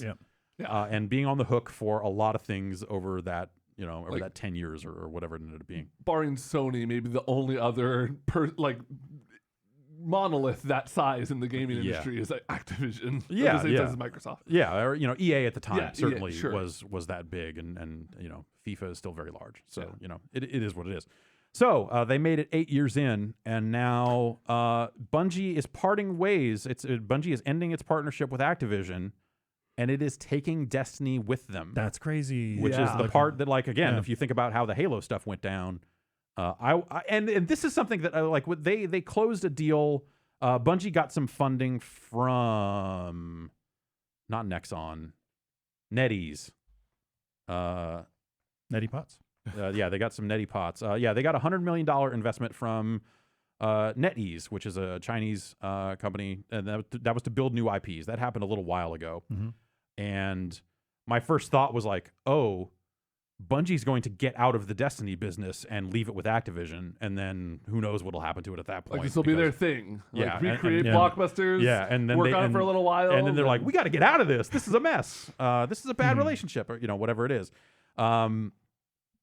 And so But they took it with them. they got it. They got it. Wow. They Got retained rights to the Destiny IP. That's- They negotiated that. I don't has know to- what they had to give up, if anything. Yeah, because think about it. Like Destiny, it had highs. Destiny 2 specifically Sure. has had some highs and lows. Yeah. Fairly- Destiny 1, I think, had some similar highs and lows. Sure. honestly. I feel like recently it's been on a high. I feel like people have been generally positive about Destiny lately. Yes. Yeah. But this has to mean that Activision, to a degree, was not satisfied. And they said as much. Yeah. When Forsaken came out and they had their earnings call, they basically said, "Hey, we are did not, not meet yeah, expectations. we are not thrilled with the sales of this thing." And at the time, so you could see it because at the time Bungie was like, "We're pretty fucking satisfied with the sales of Forsaken, and we're pretty happy with where things are at. So don't worry about it. Don't worry about Activision being kind of throwing us under the bus a little bit here." And I feel like most of us took that as, oh, they've got plans, and companies say we're not satisfied with sales all the time. It doesn't necessarily mean anything's going to happen. like Square says it's not satisfied with how anything is selling ever, Ever. and they keep pumping more money into into Tomb games. Raider. Yeah, well, maybe not anymore. Well, yeah, for a while. But yes, they finished the Tomb Raider reboot trilogy. Yeah. Let's say. Yeah, so you look at that and go like, oh well, of course that's how financial calls go. They always have to say that, and to a degree, they're probably I don't think they're lying about it. No. But also, it came at a time when Bungie seemed like they were doing a very good job, and excitement around the gaming community for Destiny seemed to be on an upswing. Yeah, during Game of the Year, Brad talking about the them kind of changing up how everything was presented and talking about how it feels new there in terms of storytelling and that sort of stuff seemed really exciting. And I've heard other people echo that sort of stuff. Yeah. So this seems like it is something that happened very fast, and maybe I'm reading into this a little bit, and taking stock of kind of just like whatever information kind of come my way in bits and pieces over the last little bit here. But there's a sentence here in Bungie's statement that says the planned transition process is already underway in its early stages, with Bungie and Activision both committed to making sure the handoff is as seamless as possible. I feel like if this was something that was in the works for an especially long time, They would have that handoff procedure. yeah, nailed down. they would have more to say on that front by Sure. now. Yep. I think. I guess my biggest question is, what happens to like the game in the store, in the Activision store or whatever, the Blizzard launcher. Oh, the BattleNet. Yes, Yeah, the the PC BattleNet, there we version go. is only accessible. Yeah, so Yeah. that is kind of I think that is the biggest question. My guess is that it stays in there, like throughout the course of Destiny, and that's kind of what they gave up. Maybe, Yeah. but like, is that valuable to Activision, who Why not? over the course of Destiny, over the course of Forsaken, Right. was giving away Destiny 2 just Yeah, to try to essentially. get people through the door. Like you saw a lot of things post the release of Forsaken that was aimed at, oh God, we've got to get more people playing Destiny. Yep. So that's something that happens on the financial end. That are signs of Activision kind of being like whatever about it in a way. But that game was built with the BattleNet framework in mind. So all the friends Right. list stuff, everything is built on that. Now, I will say, Bungie also has its own separate Bungie.net account stuff. So to a certain extent, that stuff exists in Destiny as is, or as it stands today. Even on consoles, you can still link your console account to a Bungie account and get stats and all that other stuff. So they've got a link to those players' history. Maybe not a one-to-one, but there could be a transition process. Also, the other thing that happened is you saw, let's say, Mark Rain out there going like, congratulations. And you saw like a lot of retweets and tweets back and forth. And there's a lot that, Epic is looking for things to make their store increasingly relevant to a wider swath of players. And so I think that you look at that and you look at the position that Epic is in and how much money they have kicking around. You could very easily see a company like Epic swooping in and being like, let's move it all over to our platform. It'll be a weird transition, but we know we can make it work. And bringing all of those players over to that launcher and getting them out of Battle.net. I always thought that Activision would get deeper into the store business in terms of like, hey, we want to sell other people's games on Battle.net. But making the first step of like, there was a game. No, Destiny was the first one. Destiny was the first. Destiny, Call of Duty. Those are like, I remember it was a big deal when Destiny showed up on Battle.net because Battle.net was for Blizzard games only forever. Right. And then, all of a sudden, here's this big old logo for... And it got treated really... I feel like... weird step look, I understand that like sometimes internally at a company, maybe you get into some turf wars and you feel very, very strongly about some hard and fast lines. It happens. Yeah. But at the same time, from the outside looking in, you see like all of the Blizzard logos and then a line. Yep. And then... the Destiny logo, and then after that the Call of Duty logo showed up down there too. Like this firm delineation of just like literally drawing a line other in the shit. sand. But now it seems like there's been enough change at Blizzard, and there's been some reporting out of there saying like, hey, maybe financials are they're looking to do some stuff. Maybe they're buying people out or doing this and that. That I feel like Blizzard maybe might not have as much of a control on that end of their culture as maybe they did for years and years. So maybe you see that stuff get tighter integration, and maybe you see the Activisionization of Blizzard happening a little bit more over time here. Right. That's what I suspect will happen. But as that relates to Destiny, I could see Destiny being completely pulled out of that store because you kind of need to have that full player base in one place to be able to player match with each other. And so if you're going to start selling that game elsewhere, which presumably they will someday, they're going to need to get all of those players in the same ecosystem. Right. Now, either that's, hey, we're selling them a Battle.net account, or they pull all the Battle.net shit out of it, replace it with their own stuff or someone else's APIs for friend stuff, and make that transition so that they're fully free of all the Battle.net business. They probably already have it figured out what the solution is. I imagine going into and making a deal like this, you've kind of thought about that. Well, you've at least thought like this is totally doable if it comes to this. Yes. Depending on how the negotiations go, like and maybe they did negotiate to stay on Battle.net. I literally don't know. Yeah, maybe there's some old contract that they have to honor of when they first got on Battle.net. Right. But my guess is that this stuff gets transitioned out, and anyone who has that game on Battle.net in any form will be able to generate some download code that gives them an entitlement to play it on. Let's just say the Epic Store. Let's just say it. But it might be Steam. It could be anything. It could be Uplay. It could be a Discord exclusive. Who the fuck knows in this day and age where stuff's going to end up. But my guess is that this thing eventually makes its way off of Battle.net.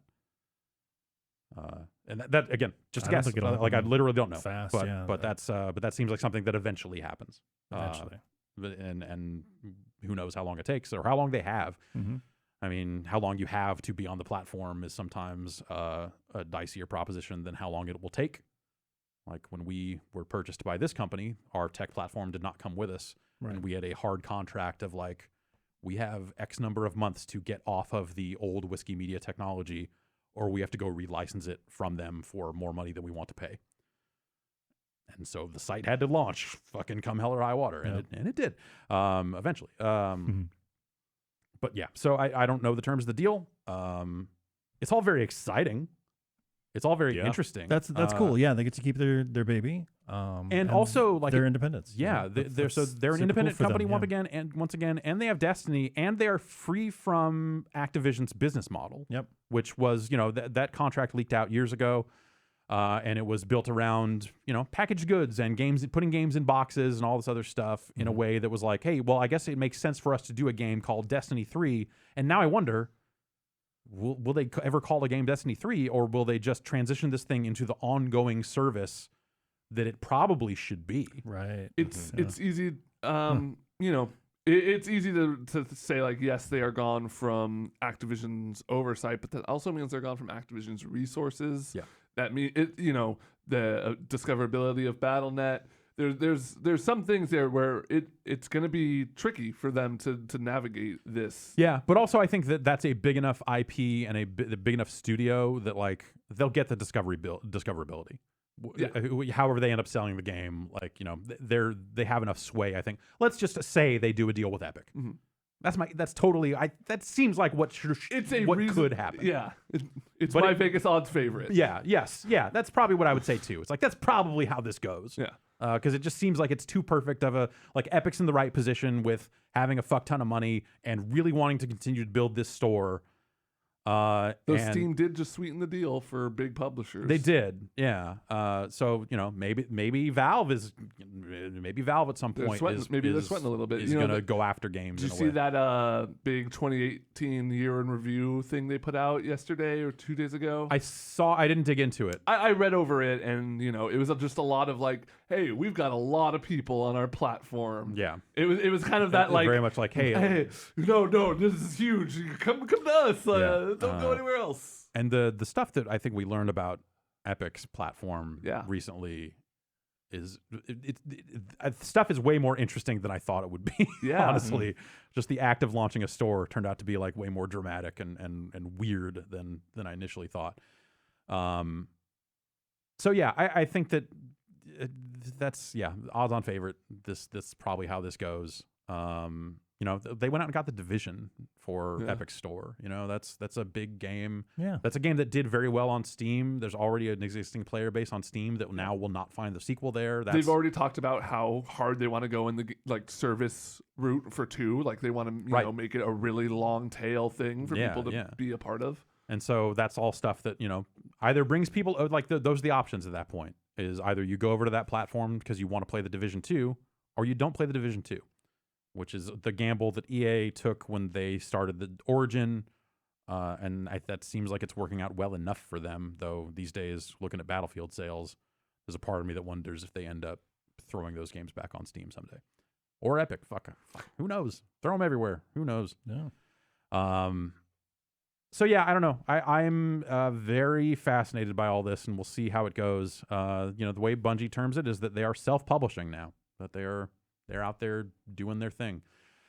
And maybe they partner with someone else. Yeah, that's the thing. I wonder who would they? Doors open to do any sort of, like, nice little deals, Yeah. We're going to put Kratos in there. Yeah. But yeah, I guess that's the other thing that makes this weird, is that this game has also done big business on consoles. So at some point they are still slightly tethered to the idea of putting a game in a box, because that's just how a lot of games on console are sold. But it doesn't mean that they have to hit a release cadence of every 2 years. It doesn't mean like it kind of frees them up to what makes the most sense for the game and for their existing audience, and what makes sense to bring in new players at set intervals by putting a thing in a box and putting it on a shelf and marketing it. Or they could go out. You look at what IO did with Hitman. Like, when it came time to do Hitman 2, like, IO is still independent, but they went and did a publishing deal with Warner to get that game out on shelves. Yeah. Mm-hmm. And this also means, there's a lot of other things. They control the branding now. They control the messaging. Like, they can have, like, a Destiny Fest. Before they would probably go through, like, Activision E3 if they had a big announcement or something. But now they could have their own, like, they did PSX a booth at thing. BlizzCon or something. Like but now they can do whatever the fuck they want with Destiny, and that's an exciting idea. I'm just gonna put this name out there. I'm gonna put 2 names out there. Okay. Festiny, Mm-hmm. Destival. Those Okay. are my two. All right. I was thinking Dust Fest, but Yeah. I like Destival. Oh yeah, Yeah. Dust Fest. Dust Fest. Come out and get dusted. Uh, Yeah, I don't know. That it's a very interesting turn of events that, like in the current climate for marketplaces and stores and all the other stuff, I think is pretty fucking wild. And also, maybe this eventually leads to some cross-platform play or Mhm. cross-platform player characters. I would love that. All my friends have moved to PC, and that's kind of one of the Yeah, only things stopping me. yeah. I'm playing less Destiny because half of the players I played, Refuse to move over. or they did move over, and now Sure. there's like no, and I've got a high level character on PS4, Yep. and I ended up actually leveling up a character on PC, but not quite all the way. Mm-hmm. Because at some point I was just like, I can't do this. I don't have time. But I'm also past the point of like they did the thing where you're like, oh, pay us and we'll level you to this level. Like I'm past that point, but still not up to a point where I'm good. Yeah. And it's just a hassle. It's just a hassle. So It is a hassle playing that game. I agree. it's a wild time. Let's get more into some of the Epic Games store here. This stuff comes out of a Russian language podcast. Magic podcast. It was magic, he says. No, so this is. So what was the back and forth here? Okay, so there was a podcast that, if I'm reading this translation correctly, this is someone on Reset Era, which is a message board, tried to translate this podcast appearance on a Russian podcast that is referred to as How Games Are Made. And this is Sergey Galyonkin. I think I'm probably pronouncing that wrong. I'm sorry. He's the director of publishing strategy at Epic Games, and also he is Steam Spy. He is Steam. Yes, he is. Oh, He wow. was the person running Steam Spy and running like all Okay, those yeah, kind of yeah. like hacked on analytics for Steam. That was like super fascinating for a very long time. Yep. And then come to find out the person was working for Epic for a lot of that time and working on building a store. I was like, this seems greasy. But okay, whatever. It is what it is. That's funny.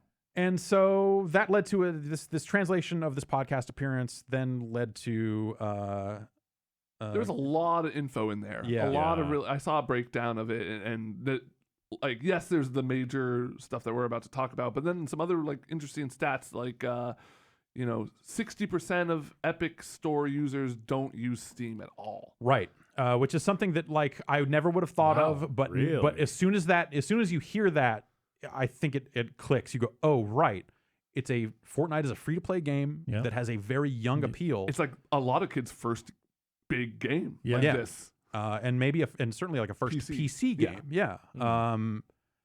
And then you realize the actual fucking scary power of Epic and Epic launching a store and all that stuff. It's like, wow, they have the potential to speak to an audience that Steam is not speaking to at all. At all.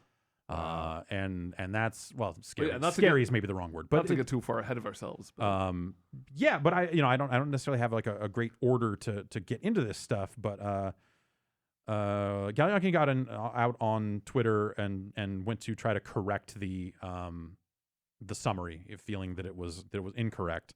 But a lot of the stuff is around influencers and Yes. Epic's approach to creators and the program that they have constructed around this in the launch for their store, which I think they did roll out for Fortnite originally.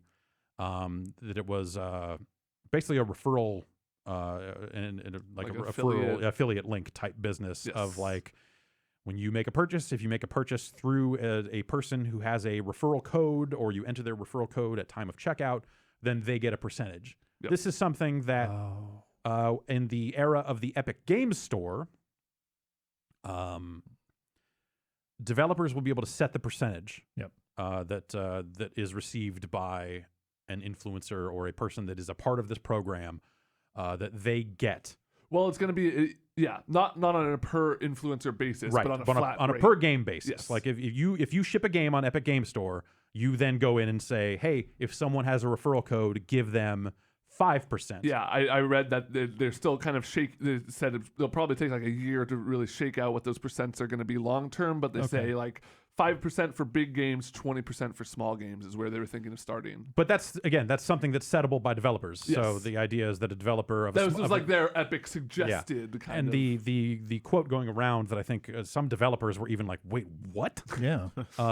Was the notion that smaller games would maybe give up to 20% of their cut to an influencer. insane. In the guise of discoverability, right? Right. In the guise of like, if you get Ninja to play your indie game, it's gonna sell a lot of copies. Right. It's kind of like the You'll make it up in volume. Yes. is the idea there, I guess. But what if he doesn't actually cover that game? You know, maybe he's just got, all of Ninja's fans are just like, whenever they buy something in the Epic Store, they put in the Ninja coupon code or whatever. Which you can do. Yeah. Shit.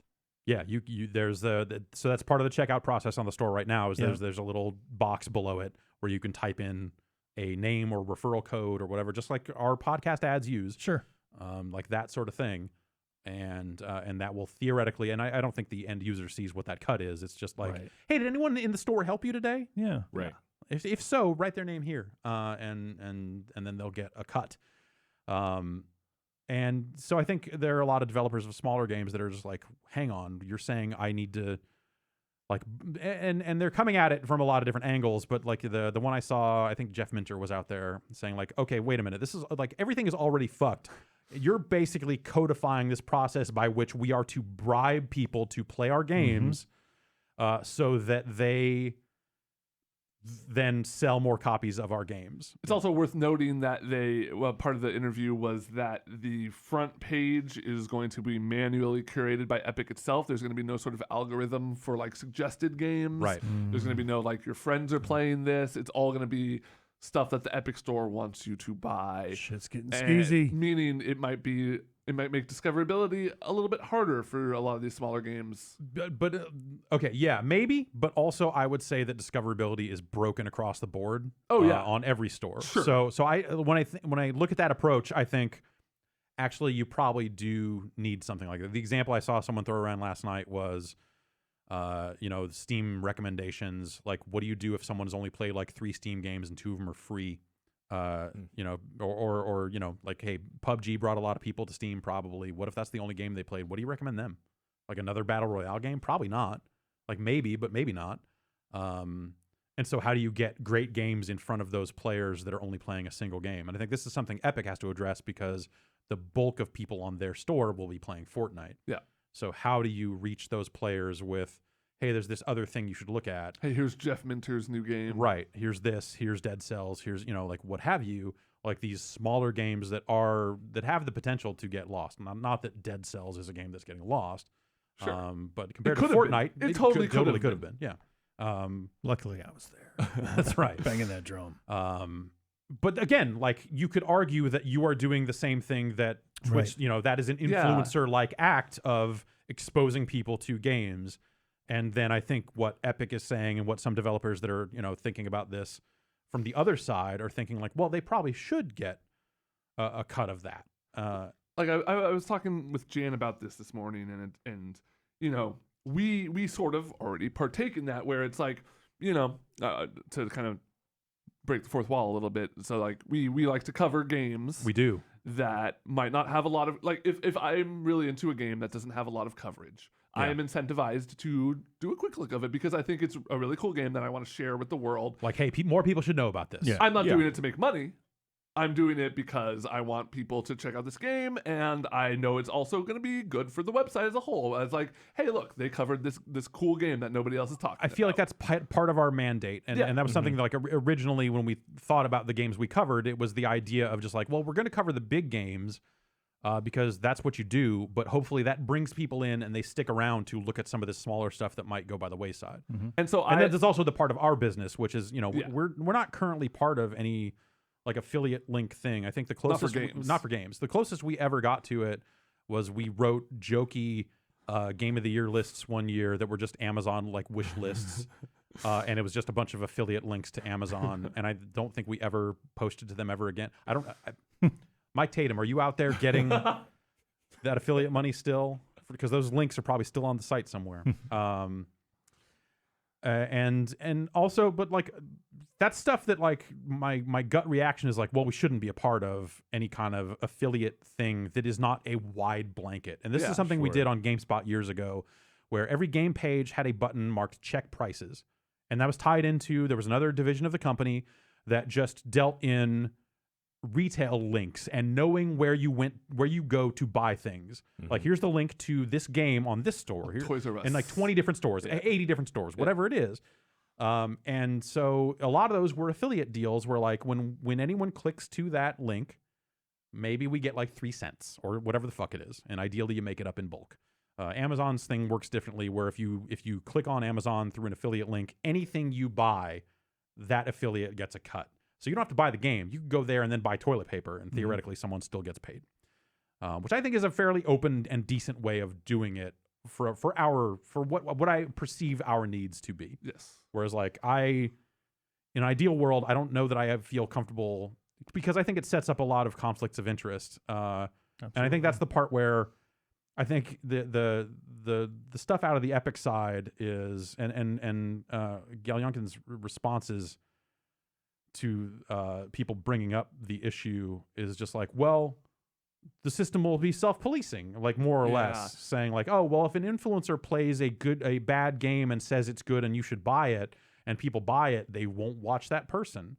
And it's like, there's that end of it, but also by setting the percentages and different games costing different amounts of money, you're creating more incentive for streamers to stream one game over another.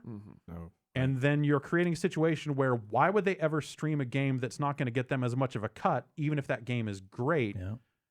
And, you know, the answer is like, just as we do, some streamers, some people out there will feel the need, like, that's part of what I do. Yes. And make money, don't make money, that's what I do. I play the games that I like, and I play the games that I feel like I can be entertaining with and stuff like that. You know, it would be nice if you could, like, I don't know what the details around this are. If like you can opt out as a streamer, if you want to say like, well, you just don't join the program. Okay, so it's an opt-in thing. Yeah, you have to go through a process to sign up with Epic to get an offer code or whatever it is to do this. Is that supposed to be for the store as a whole, or just individual games? It's the store as a whole. Okay. So I think you get an offer code that would work across the store as a whole. Okay. I think is how that works. I haven't gone through it. We're not part of that program. Right. And there's a part of me that feels like, am I being stubborn and a little too old school to not be a part of that program? And that's the thing I always have to ask myself, because I don't want to get stuck in like doing shit the way we've always done it for the sake of always doing it that way. Because a lot of stuff has changed. The audience's expectations for what we do and what we don't do have changed wildly over the past 20 years. Yeah, and just like, you know, I feel like for the major flaws that this system does have, I think it's really, for the most part, smart on Epic's half, because, you know, the power of an influencer is a lot, well, the idea of an influencer is a lot different now than it was 10 years ago, 20 years ago. And just them kind of acknowledging, you know, I mean, Fortnite, 90, I don't want to say 90%, a large percent of its success comes from the fact that a lot of people hooked onto it on Twitch, and it just kind of ballooned out from there. Yeah.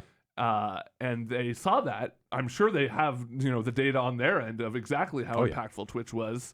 And they thought, why don't we just apply this to our whole store? And yes, there are going to be publishers and people out there who exploit it. Yes, there are going to be streamers who exploit it. This is one of those things where, like, in an ideal world, I think this plan would work perfect. And I think that's the issue I have with this, is I think they're not seeing the very obvious levers that people will pull to manipulate this system, and think that they'll be able to catch it as it comes and be reactive towards it.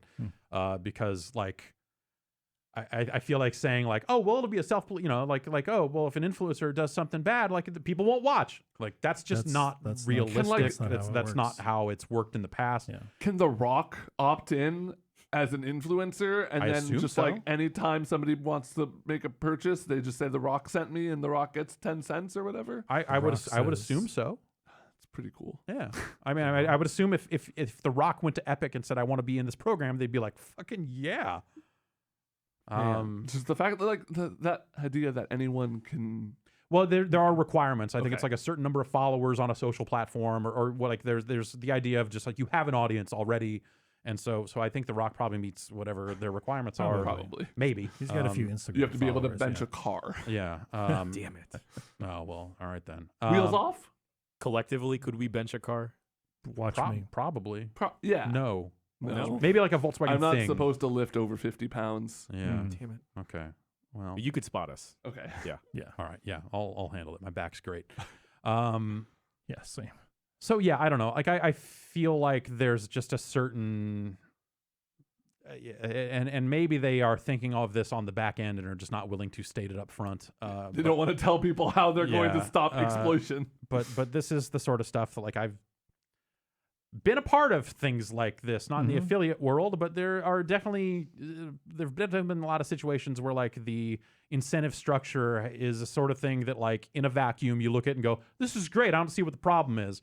And then you leave it out there long enough and the whole thing becomes some kind of bad perpetual motion machine that works great until one day the whole thing fucking collapses. And by the way, it's managed to make the entire process worse along the way.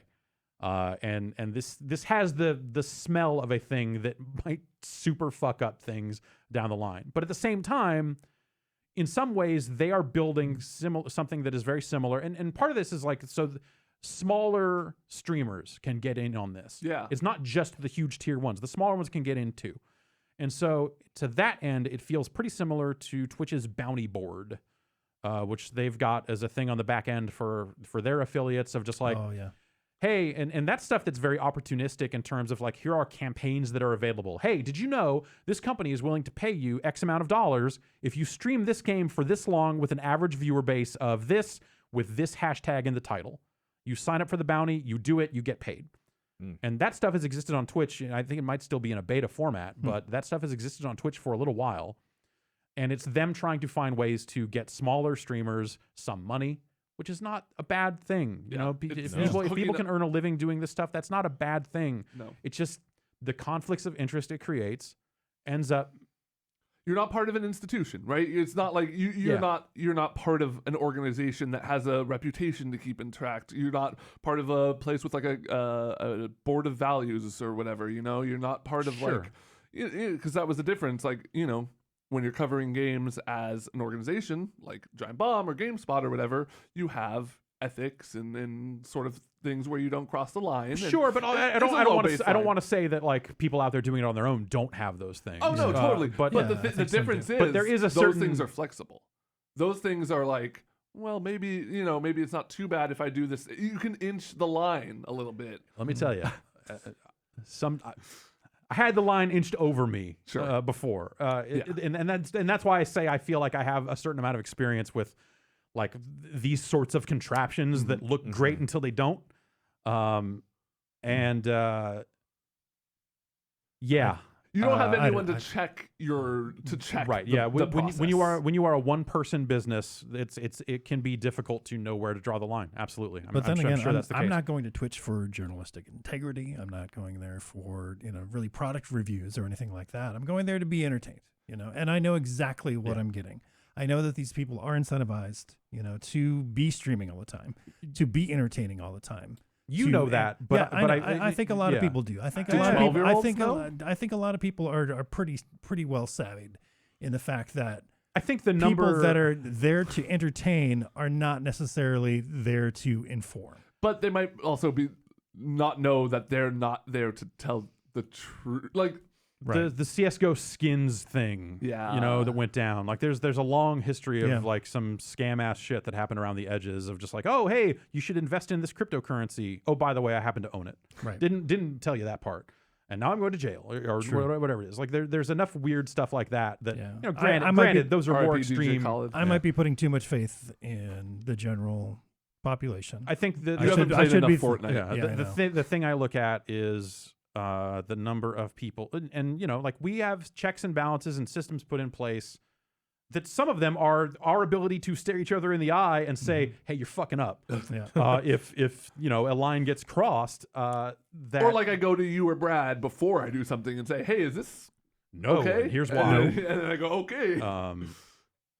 And that is what it is. I'll say that we have that stuff in place, yet there is still a contingent of people out there, and we see this all the time, that say like, the media's on the take. I trust this guy in his studio that he set up in a spare room. You're right. That guy's legit. These people are clearly on the take of this and that, and Yeah. And that's not me. I'm not saying that person. I'm not saying that the exact reverse is true, Mm-hmm. but I'm saying the same reasons that people might not trust us.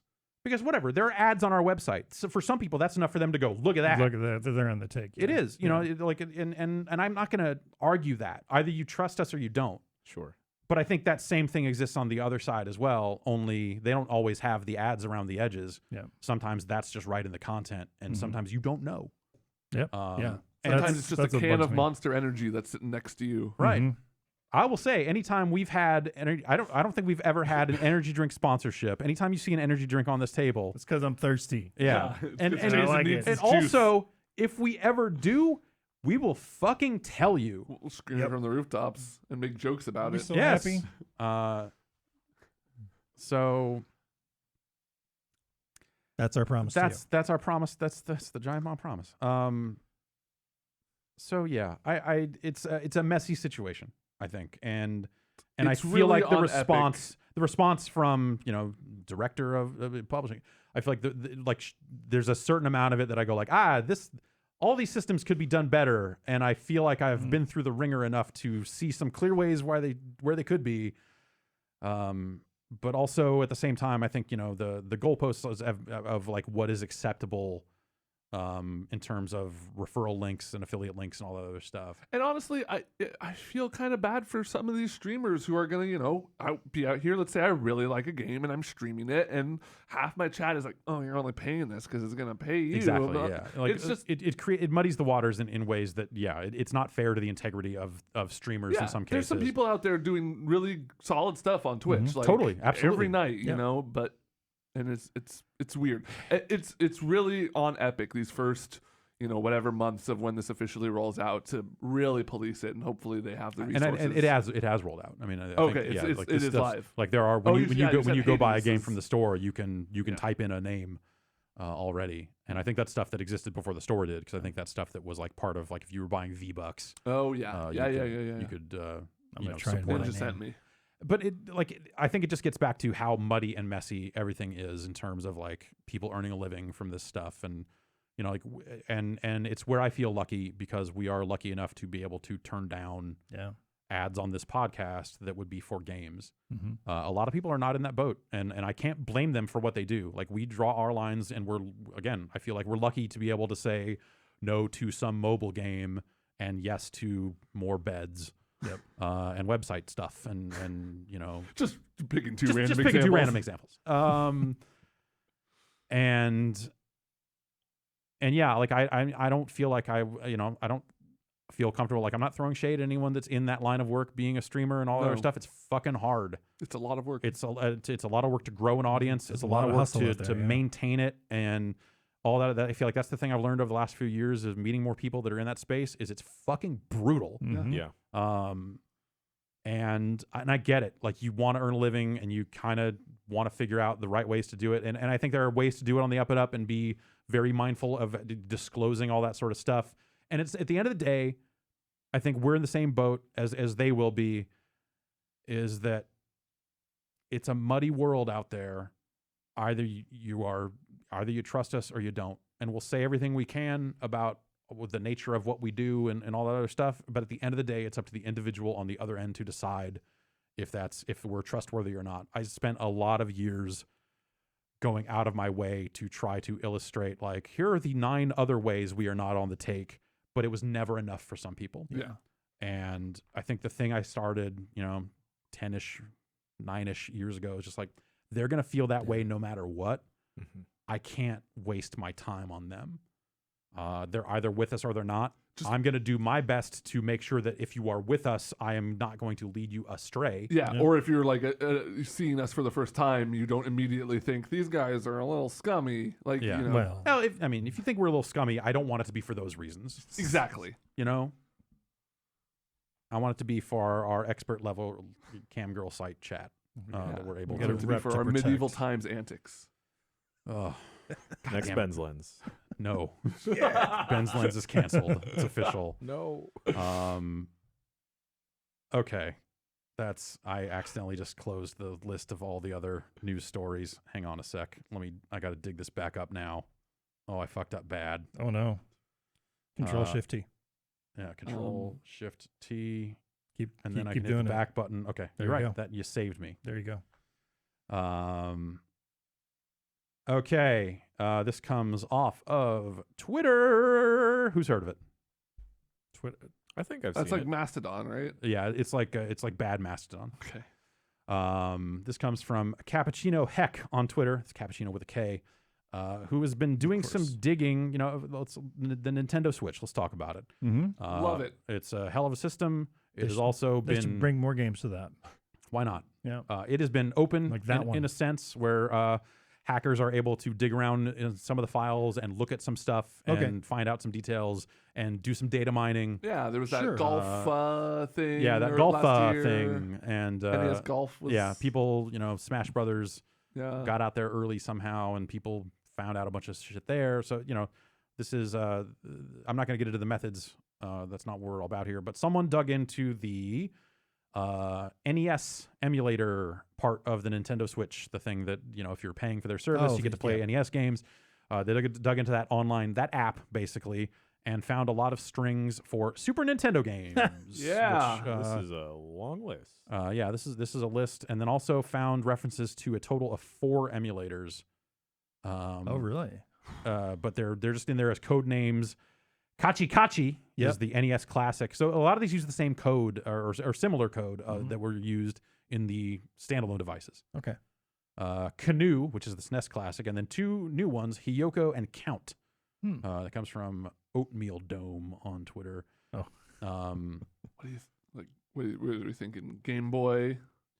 It's impossible to know because If you had to guess. it could be Game Boy GBA. Yeah. Okay. But it could also be Sega Master System and Commodore 64. Oh, like sure. like the number of other Yes. platforms that have appeared on the Wii, on that virtual console. Yeah, I they were forgot doing about all TurboGrafx that. games back there.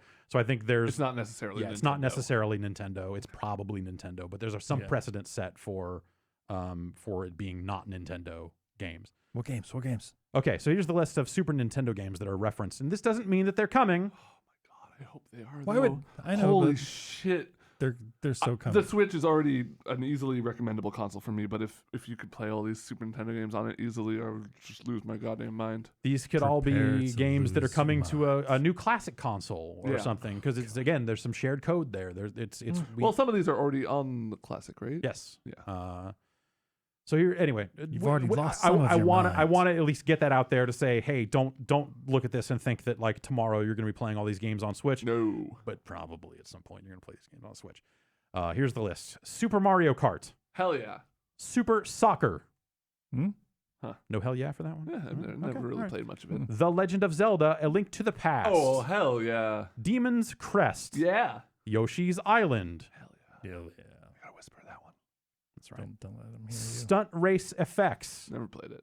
It's okay. Okay. Kirby's Dream Course. Hell Yeah. yeah. Yeah. Poppin' Twinbee. Hell Okay, yeah. Yeah, alright, yeah. Yeah. Star Fox. Yeah. Contra 3. Hell yeah. Hell yeah. No What, 4. What are you? Oh, no, that is. Come on. Wait, is it? Wait, Contra. Oh yeah, no, that's Four the was one this. where with the mode 70. Yeah. And yeah. Yeah, Hell yeah, yeah. yeah. Hell yeah. Yeah, Thank hell you. yeah. hell Thank yeah. you. Kirby Superstar. Hell yeah. Whoa. Super Jesus. Ghouls and Ghosts. Hell yeah. to the yeah. Kirby's Dream Land 3. Okay. A muted response to Kirby's Dream Land 3. It's all right. Superstar's way better. Okay. Super Metroid. Hell yeah. Yay. That I feel is an appropriate level of hell yeah. Yeah. Yeah, okay, yeah. Super Mario World. Hell motherfucking yeah. Oh my Whoa. god. Yeah, it's a great game. Greatest game of all time. Pilot Wings. Okay. Mm. F-Zero. Yeah. Yeah. Star Fox 2. Ooh. Super Punch. Yeah, That new game. Super Punch Out. Hell yeah. It's weird that they're putting a 2017 game on there. Yeah, as well. The Switch, it's a home of ports. There's a lot of 2017 games on the Switch. The Legend of the Mystical Ninja. Do it. That SNES one's pretty good. Yeah. Super Mario All Stars Yeah. Yeah. and Breath of Fire 2. Hell yeah. Okay. That's a really good list. Yeah. So again, I didn't go hack a Switch myself to read this stuff and make sure it's all in there. But I This trust is all- Oatmeal Dome. Yeah, this is people that are posting paste bins of files and showing Living all out of this a stuff. bunker. I'm literally scrolling through. This is a lot. Crazy. How does that shit get out there so early? Like Well, that? it's they have to patch the apps in preparation and maybe the same way. Yeah. It's like, Street Fighter characters leak and Dota heroes leak. It's like I people know. mine stuff and find little references here and Yeah, there. one little reference that like they didn't remove from Yeah. whatever the build they're pushing is, and that's enough to get it out there. So we'll see. I mean, it makes sense that Nintendo would eventually support more than just the NES as part of their online service. Yep. It's what people have wanted. Ever since they announced that there were Nintendo games coming, people Yeah. said, where are the Super Nintendo games? Right.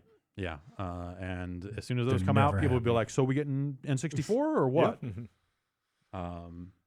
You heard it here first. Yes, you will.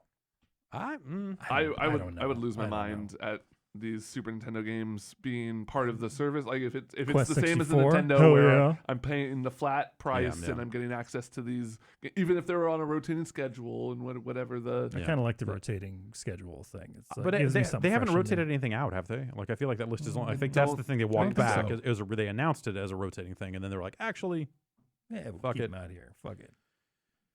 and our final. Oh, I'm sorry, not our final Not our news final. story. Because I have two more to pull up that Brad sent in. It's been a busy late. week for video games. There's been a lot of shit. I mean, not a lot of games out to play, No. but a lot of setup, a lot of weird shit happening. Rocket League Oh yeah. Hell yeah. is now it is now cross-platform playable between PlayStation 4, Nintendo Switch, Xbox One, All and the way. Steam. Only those 4. Yes. Damn. What else is? I wanted to get what a- the What else do you TurboGrafx want? version. I don't know. I wanted to get like a 6-player 3-on-3 thing where everyone's on a different console and Yeah. see if it worked. Because that's crazy. that is Even pretty four, crazy. even 4 consoles all working together to play the same game Yeah. is truly a magnificent. So how was it before PlayStation said, "All right, go ahead"? I think it was if you were on a PlayStation, you would only match with Other PC PlayStation- players. Yeah, PC and or Yeah, and it was the Fortnite thing of just like if you're on a Oh, yeah. PlayStation, you are way more limited in who you match with. Yep. When you select cross-platform, or if there's a PlayStation in your party and you're on PC, you will never see a Switch or Xbox. Right. And now that is all together. It is still, as part of the announcement, like the phrasing is, Rocket League has entered the PlayStation cross-play beta program. Beta program. Like the idea that this is still some beta. We're ironing out the kinks, see if this thing has any legs to it. I don't know if people want it or not. But on the Rocket League end of things, this is only available in random matchmaking. This is not. You cannot form a party yet. Oh. Well, yeah, you can't farm a party. You can do private game and invite that way. So if you'd create like a room, as it were, you set like a password on it. Yeah. If your other players on other platforms have that password, they can get in. Okay. So you could still connect all the consoles, but you can't do like the in-game party yet. But that that's is still something coming. that in their first update this year, more info coming soon. They say they will add the cross-platform party system. Cool. So That game is I just want to say been doing a tremendous job with its post-release stuff. Yep. Like No they joke. are really doing a lot of work on. I am surprised. Maybe I should. At some point, I stopped being surprised, but I definitely was surprised that thing had the legs it did. I think it's just so insanely easy to pick up. Yeah. And like I go to the game nights here sometimes and they have it up on a big screen and Oh, just nice. says, there's a big That's fun to sign that watch, says yeah. play car soccer. And you walk up and you grab a controller and you can just start playing it immediately. You get it. Yeah. Very easy to pick up and play. Game's Very high fantastic. skill ceiling. Yeah, like- I fell away from it largely because of that very high skill ceiling, but I had a good time with it for a short time. I still bust it out every now and again. Yeah. For sure. So whatever. Like I think back when Fortnite happened, I think this was the game that seemed like the most likely number 2, and Yep. sure enough, Yep. here we are. Sure enough. So now we need to figure out what the third is. We need to call a third. Minecraft. Call of Destiny. Minecraft, huh? Yeah. Destiny seems like Huh. they have so much work to do that Yeah. I bet it'll be 4th or 5th or something if it does I happen. was thinking Call of Duty then. No. No. No. Yeah, it can't be any like first person. Well, you could do console, can. but that's it's only on Xbox that you're doing, and that's What else is there? Final Fantasy 14? Is that a thing? That's probably a thing. I don't know. I think- But I think What the other ideal platforms are candidates there? we'd be looking for, actually Minecraft makes some sense because we're Right. looking at games that are Yeah. on the Switch as well. Oh, right, on the Switch as well. Yeah. Hmm. And also have that cross-platform play already, but Sony is kind of out in the cold on it. So at the same time, because Minecraft is a Microsoft game, you could just as easily see Sony being like, nah, we're not going to let you Right. into our beta for our cross-platform play. We'll see. Minecraft actually that's a strong guess. That's a strong choice. That big Minecraft update never came out, did it? Was it the Bedrock like, update? Or no, graphics I think it's still due. I thought it was I remember it was due last year. maybe. I didn't pay attention to Minecon Earth, so I don't know where we are in terms of Minecraft announcements. Over the break, I tried to connect to a Minecraft server that someone was running, and I just kept saying I wasn't invited, even though I was being told I was. And then I uninstalled Minecraft again. That's how that went. Couple more quick ones here. Forza Horizon 4. You might remember intellectual dance property has been a very hot topic lately. Yeah. Forza Horizon 4 has removed the Carlton and Floss No. avatar emotes from the game. I just installed it yesterday. Well, you can no longer floss. Motherfucker. And now I want to know what happens when I boot it up because I was Yeah, definitely you set had to those. flossing because why would I set it to anything else? Your Yeah. character just like calls his lawyer over. Yeah, like I feel like she'll start to floss and then someone will run into the shot with a summons and just be like, no. An injunction to prevent the flossing. As you're standing on top of that water. This seems like something that where, like maybe based on how the lawsuits come out, maybe they put them back in later or something, but I don't know.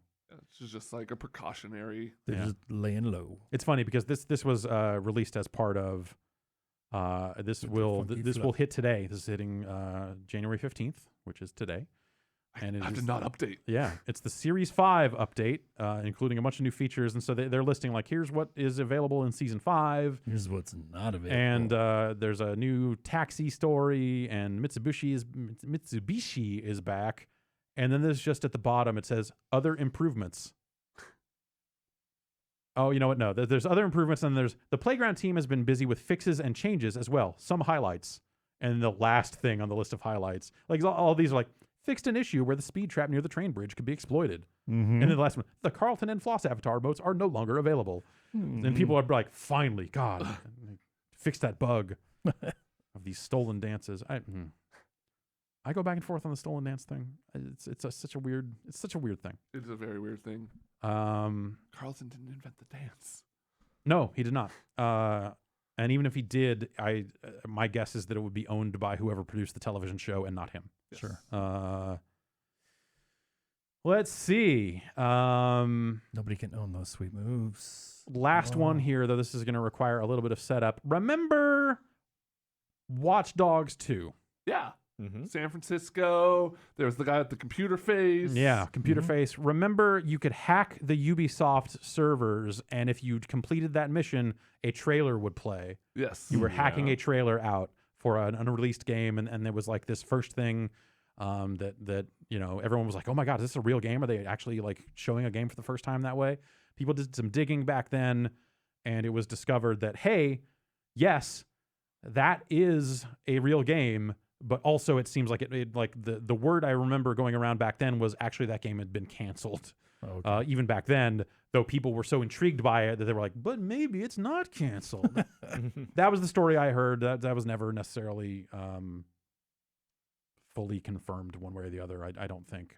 Anyway, Alex Hutchinson, who was, I guess, the director on that project, which was referred to as Pioneer, it's a sci-fi game. He has not been at Ubisoft for some time, but did tweet yesterday, RIP Pioneer, declaring it dead once and for all. Who killed it? And linking to the trailer. Ubisoft. Yeah, Jerks. Ezio. Yeah. Okay. Here's a story back from 2016 from Kotaku that says, "Hey, yes, that Pioneer thing is real, but it has been in trouble for some time, and it might be a surprise if it ever makes it." So it sounds like that maybe they stuck with it for a while, and Yeah, due to and that's small a bump in very interest, yeah. small tweet, and who knows? But it seems like that's a game that would have been announced by now if it was going to be. Yeah. And yeah, so that's presumably off the books over there That's a at bummer. Ubisoft. And I presume at some point this calendar year we will hear about a third Watch Dogs game. At this point, Yeah, I hope so. I feel like those other two games have just come really close to being something special, but missed the mark just slightly. yeah. Watch Dogs 2, I think was like they both had like cool abilities, but Yeah. maybe like the stories were a little weak. And Like Watch not Dogs enough 2, to do I in think, the open world. a little bit, yeah. I think 2 got a little bit better with It that had stuff. a lot of really cool side stuff. And, I do yeah, like a lot of and that. 2 was telling like a much more fascinating story. I think the characters were like even the guy with the dumb computer face I like that guy. was actually like in the trailers you were like, God, fuck this. This looks like shit. And then getting in your hands and actually being introduced to the cast and all that sort of stuff, you're like, actually, these characters are goofy and likable in a way that like a lot of video game It characters had a are not. lightness to it Yeah. that I appreciated. It had like a teen hijinks vibe, but also set against the backdrop of Evil Facebook. fucking evil Facebook. Evil Or Earth which I think we just call it Facebook now. Yeah, it is what it is. So I guess rest in peace to Pioneer. Yeah. Gone too Bummer. soon. Pour one out, and so on and so forth. You always want games to be good Yeah, and come out. if they're good. Yeah. If they're good. If they're Be bad, good and come like out. I would rather, but at the same time, like experiment, try some shit. Yeah. Not everything's gonna work, and maybe if you walk away from something, it's probably for a reason. Not always. If you love something, set it free. If it yeah. really loves you, Like, hey, Thrill Kill was completed and then killed. I still think that's the right move. Let's take one more break and we'll come back with emails and send it on home to the after show. We'll be back after this.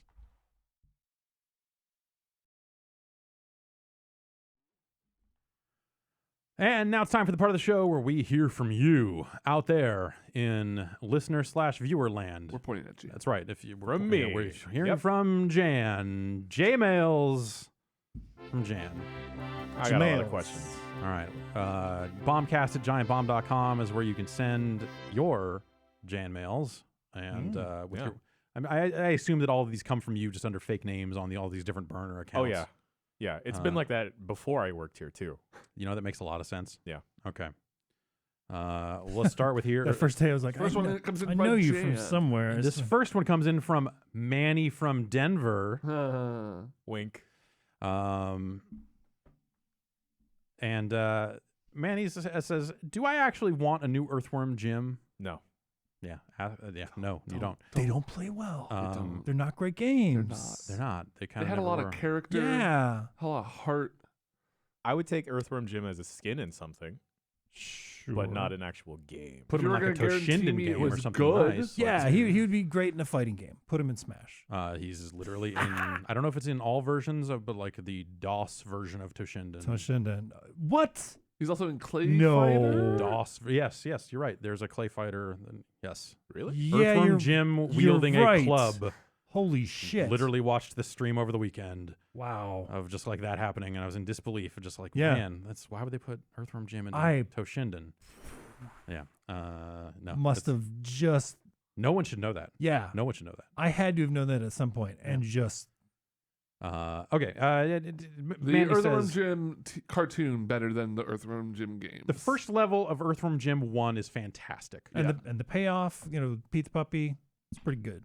But it's rough stuff. Yeah. Anyway, Manny says, I'm watching Games Done Quick, and they're playing Earthworm Jim 2, and although I remember really liking that series when I was younger, I wonder if its 90s weirdness and tude would work now, or if it would just be bad.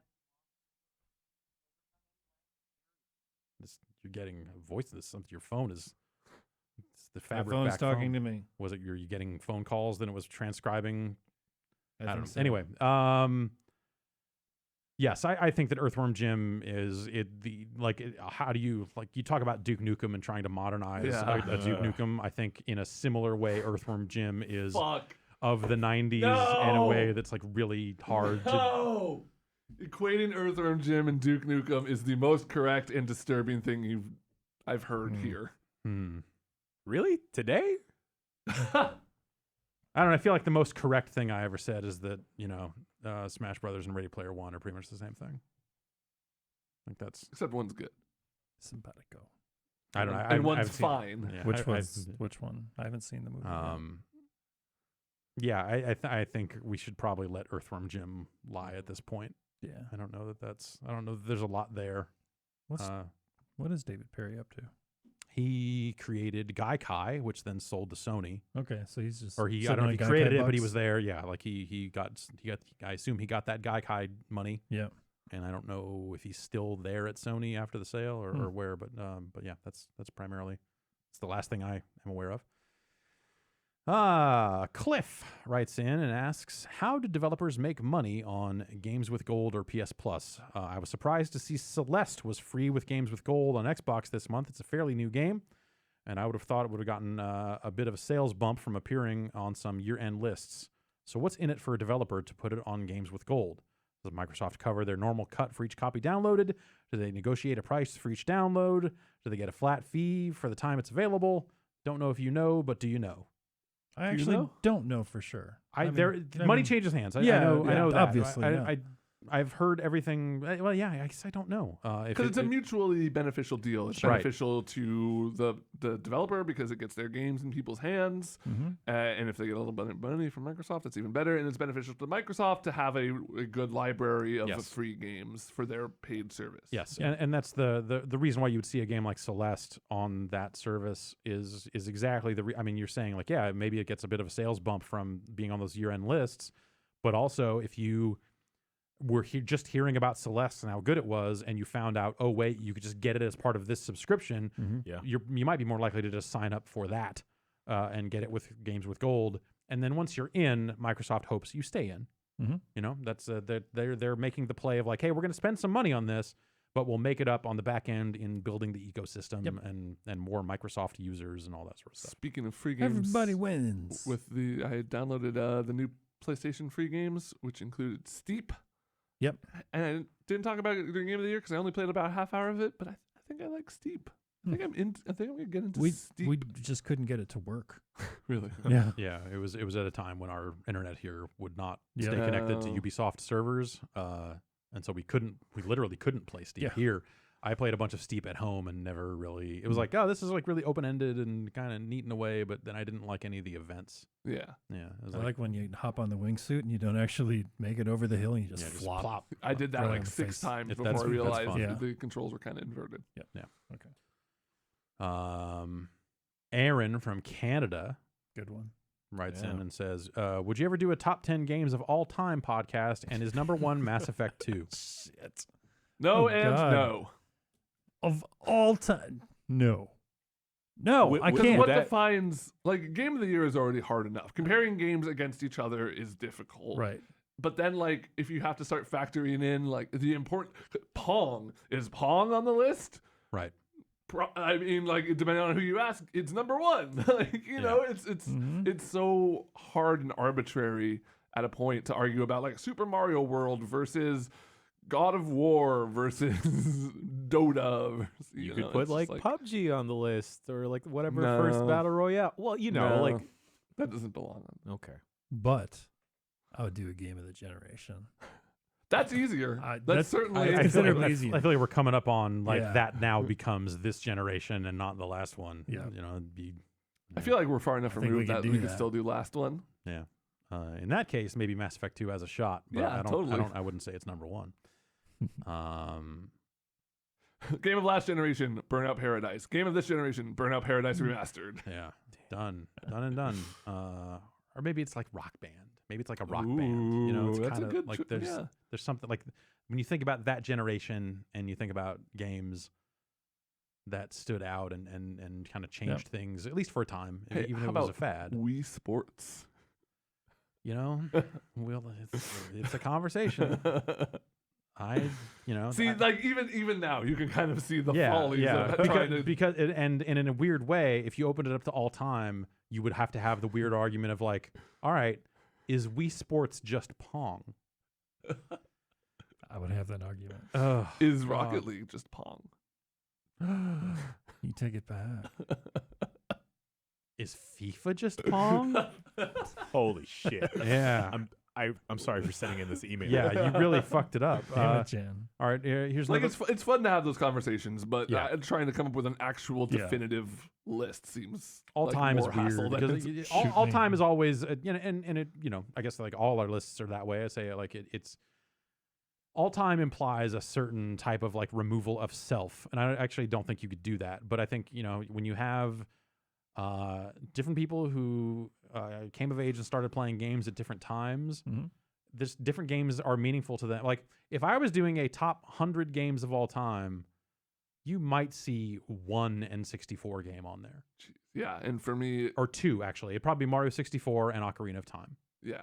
And someone would come in and be like, GoldenEye, you guys. And I'd be like, fuck off. I would come in and say Mystical Ninja starring Goemon. And I'd be like, I hear you, but no, don't be crazy. I say that goes above Zelda. Yeah. It came first.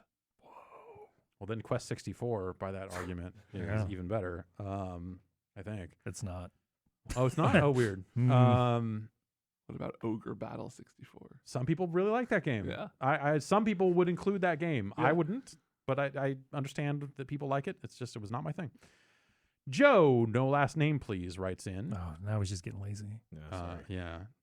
3 letters, starts with J. I see how you do it.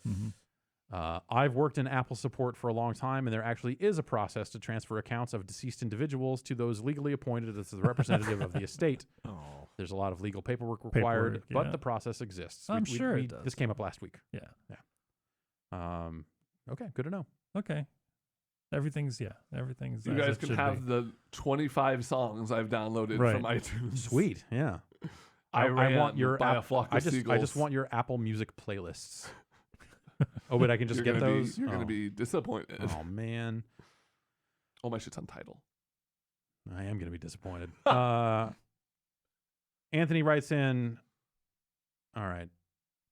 Tony writes in and says the headline is The Linux Experience. Oh, here we go. I'm checking out.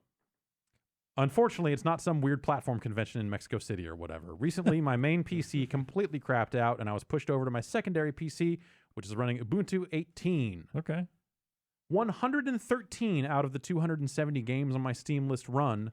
I didn't feel like installing Windows 10, so here's a quick list of a few Steam games I've been playing with no issues so far. Civ 6, Factorio, Arma 3, Call of Duty 2, Hitman, the recent release. Oh, wow. Into the Breach, and Quake. Of course. The system also runs all my PlayStation and PlayStation 2 libraries, so I've been playing a ton of those games as well, but mostly Ridge Racer Type 4. Wink, wink. Also, OBS streaming to Mixer seems to work fine, though using OBS to record local footage has some flickering issues. Okay. And then gives stats on the system. It's a Intel i3 with an NVIDIA 860M in it, 1 terabyte hard drive, and 8 gigs of RAM. I must have like 3 laptops at home that have just gone to the wayside, and then I'm gonna put Linux on these. What the hell? Yeah, why not? And then what do you do with it? Nothing. Yeah, it's just fun. I hook up a printer and I print something. You know. You have a printer? No, Okay. not anymore. Can I get one of those laptops? Yeah, sure. Sweet. Like mine crapped itself. Okay. Ooh. And it wasn't do hot. Oh, okay. Well, all right. Yeah. So yeah, I mean, plenty of games have been ported to Linux. You can do it. Absolutely. Let's see. And yeah, to check out, like what games are available. I feel like every what time works. I've tried to game on Linux, it was always a case of like, I have a really old video card in that machine because it's like not even a secondary PC. It's like even further down. It's like some old ass ATI card that I can't find drivers for. And when I do find them, they're not free. So installing them is weird. And then getting them to be recognized is weird. And it's all weird. It's probably easier now. Maybe. Yes. I wonder. Yeah. That was maybe 5 years ago, 4 years ago. That was then. This is now. All right. Couples video game counseling from Matt in Lansing, Michigan. I cannot get my girlfriend to stop playing Fallout 76. Oh my God. She has lost dozens of hours of gameplay to bugs and disconnects. Oh my God. She will swear off the game for days, yet always comes back in the end. I am a Dota 2 player with approximately 3,500 hours played. 3500. Yeah. I'll show you mine sometime. I don't want to know. Have any of you ever... 7,000? And I'll disqualify Dota 2 here because it's already come up. Have you ever had a game that you loved to hate? Street Fighter. Yeah, totally. We were talking about it earlier. Yeah. How I started playing online again, and there was laggy matches, and I just hated myself. And I'm like, I swore this stuff off. Like, why am I coming back to it? I hate myself now. Like, Yeah. I feel terrible. I feel like I'm getting old. I am getting old. How many hours do you have in Dota, Ben?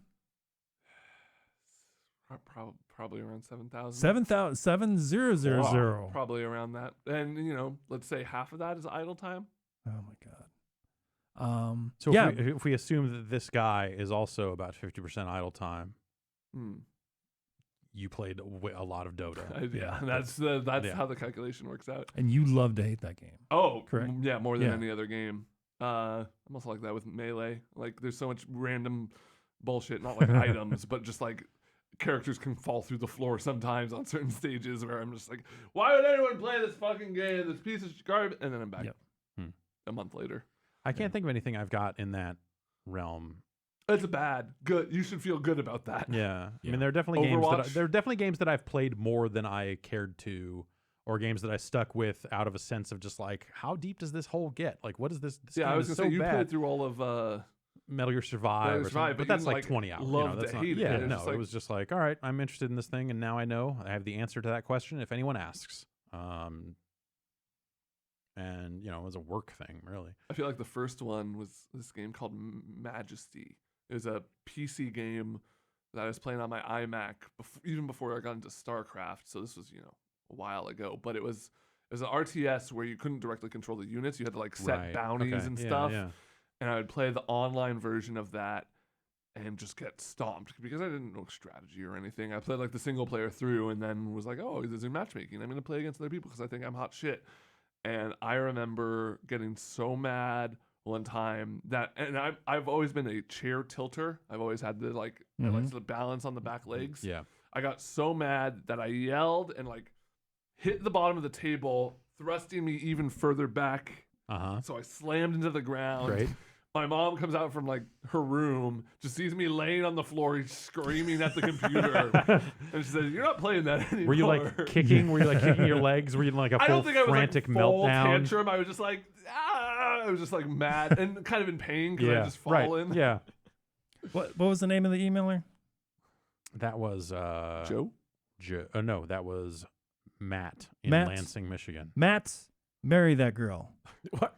That girl can put up with a lot of bullshit. And she could probably put up with yours. So marry Yeah, that I mean, girl. like You're with, like, 3,500. Hours of Dota. Yeah. Matt, if you want to carry me, boost my MMR, please hit me up.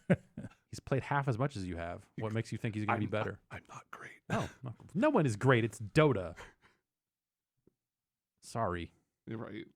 Just me and Puppy. True Sight We're comes the out only today. good. What? I don't even know. That's the Valve produced documentary that they do every TI. Oh. They're actually really, really interesting. True Sight sounds like the name of some Dota Plus. Like, we're going to really help you get the most out of your Dota game. Yeah. Next email, Burton from Utah.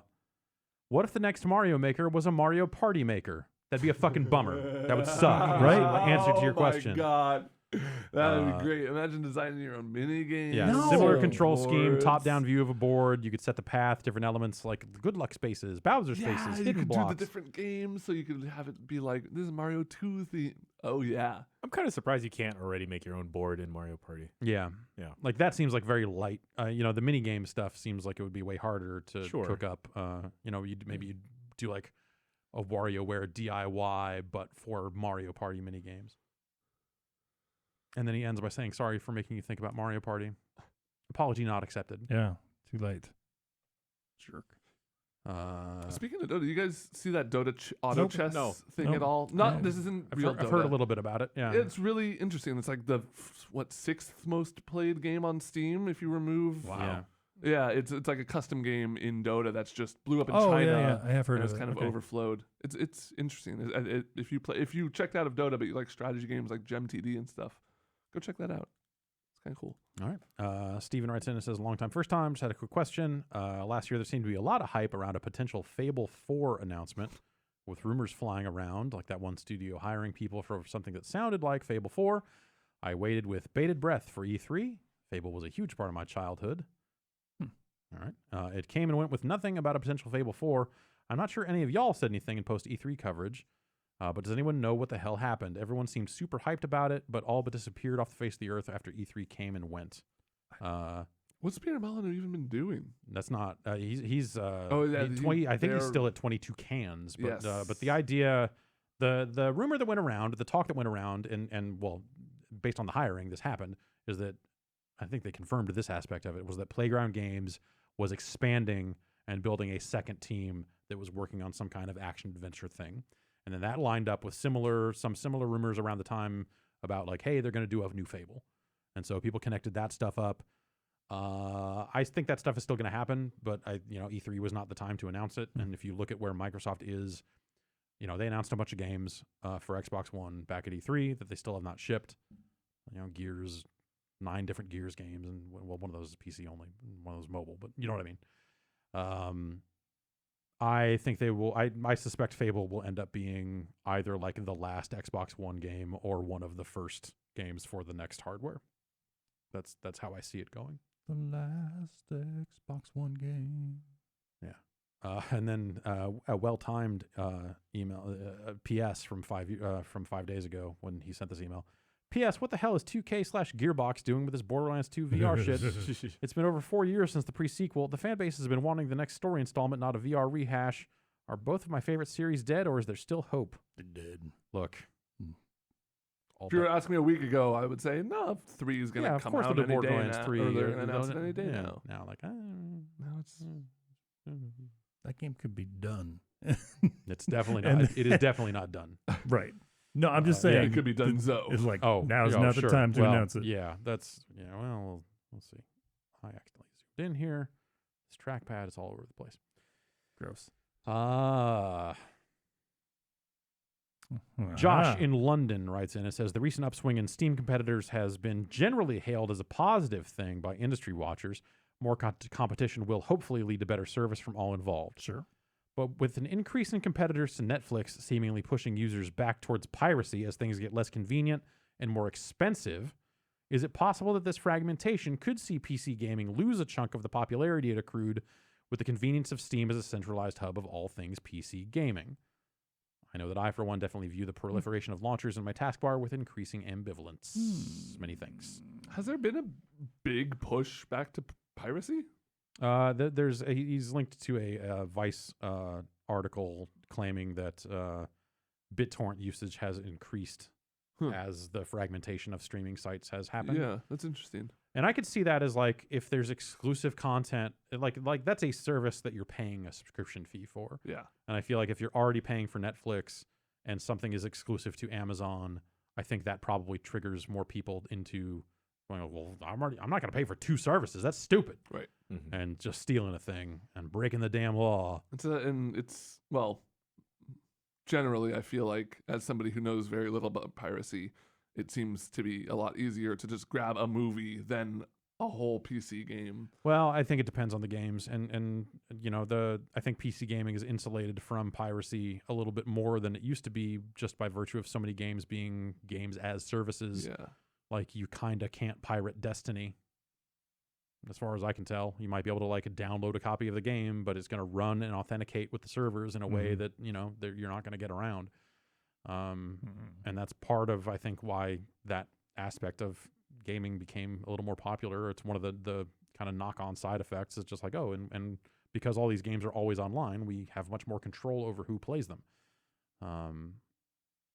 So yeah, I don't think it's a 1-to-1. I don't think you can match up if that's I didn't read the Vice article that you linked to, but I don't think you can match it up 1-to-1 with the Netflix BitTorrent situation, because I think it's a fairly different beast and business model. The fact that they're a free service versus a paid service is a big difference. Yeah, the idea of like, oh, you got to install another launcher. Like, yeah, it's not great, but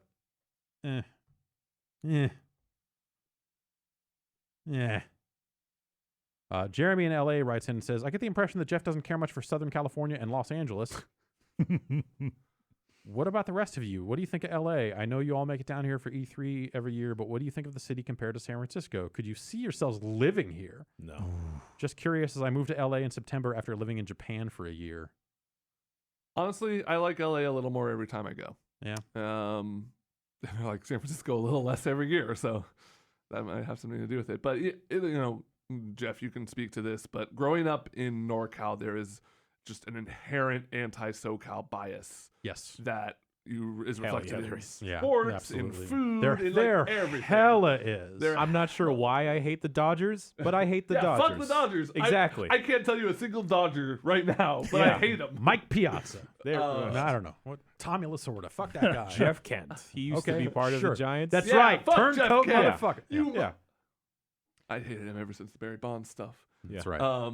But you grow up with that if you're from around here, and like anyone who's from, like the joke I always heard was people go to LA to go on vacation, people come to San Francisco to move Mhm. because it's like Yeah. way nicer here or whatever. Right, that- that's trying to state.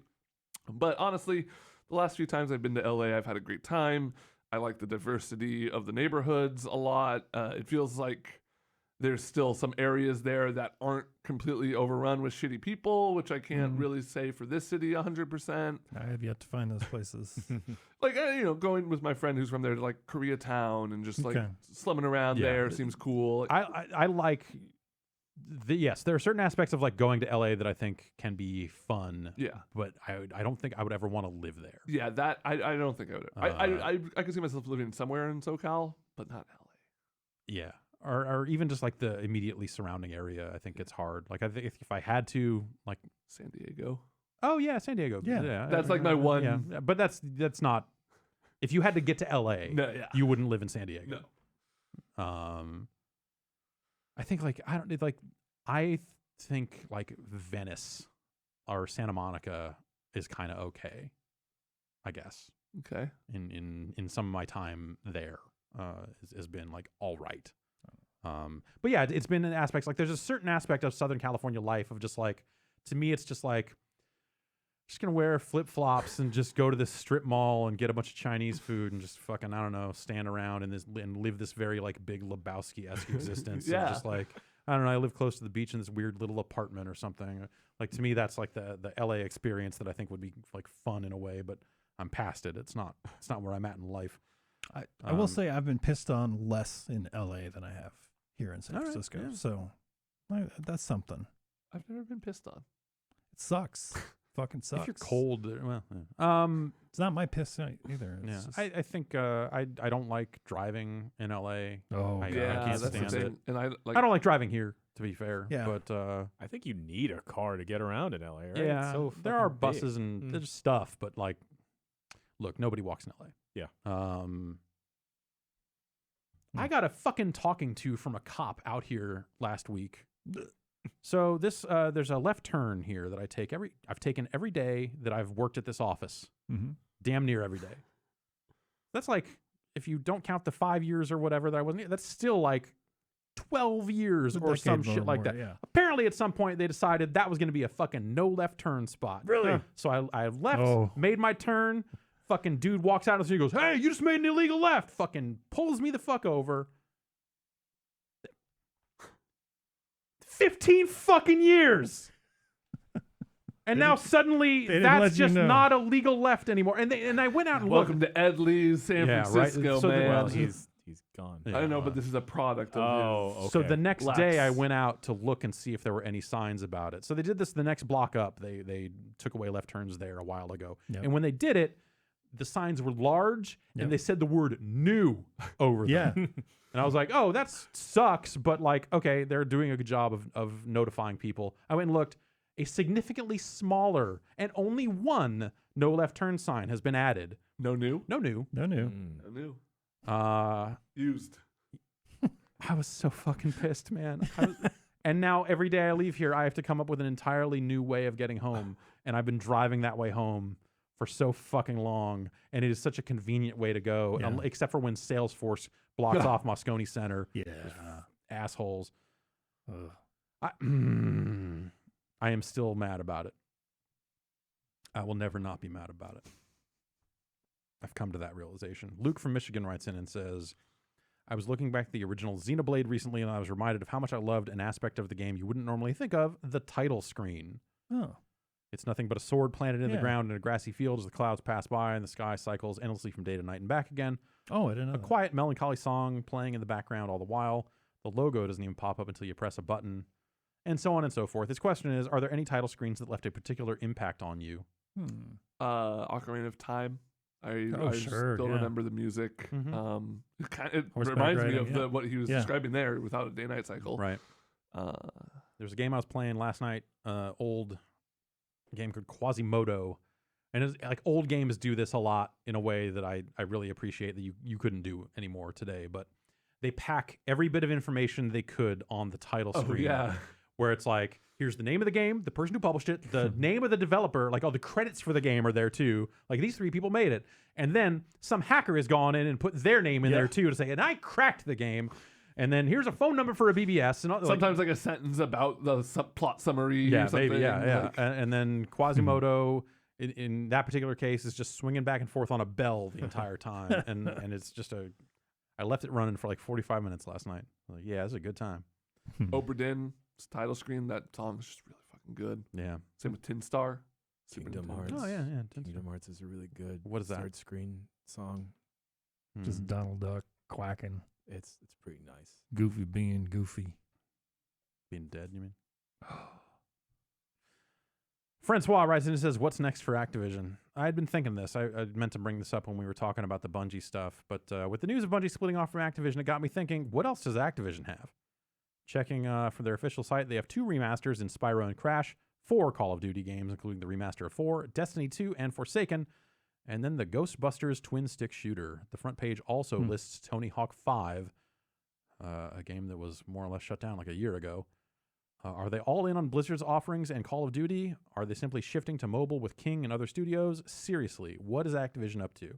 Oh, they just gobble somebody else up. Wild to think about. Yeah, I mean, they kind of don't have... well, they got these remasters, which did well for them, from what I heard. They have Call of Duty, which is up and down.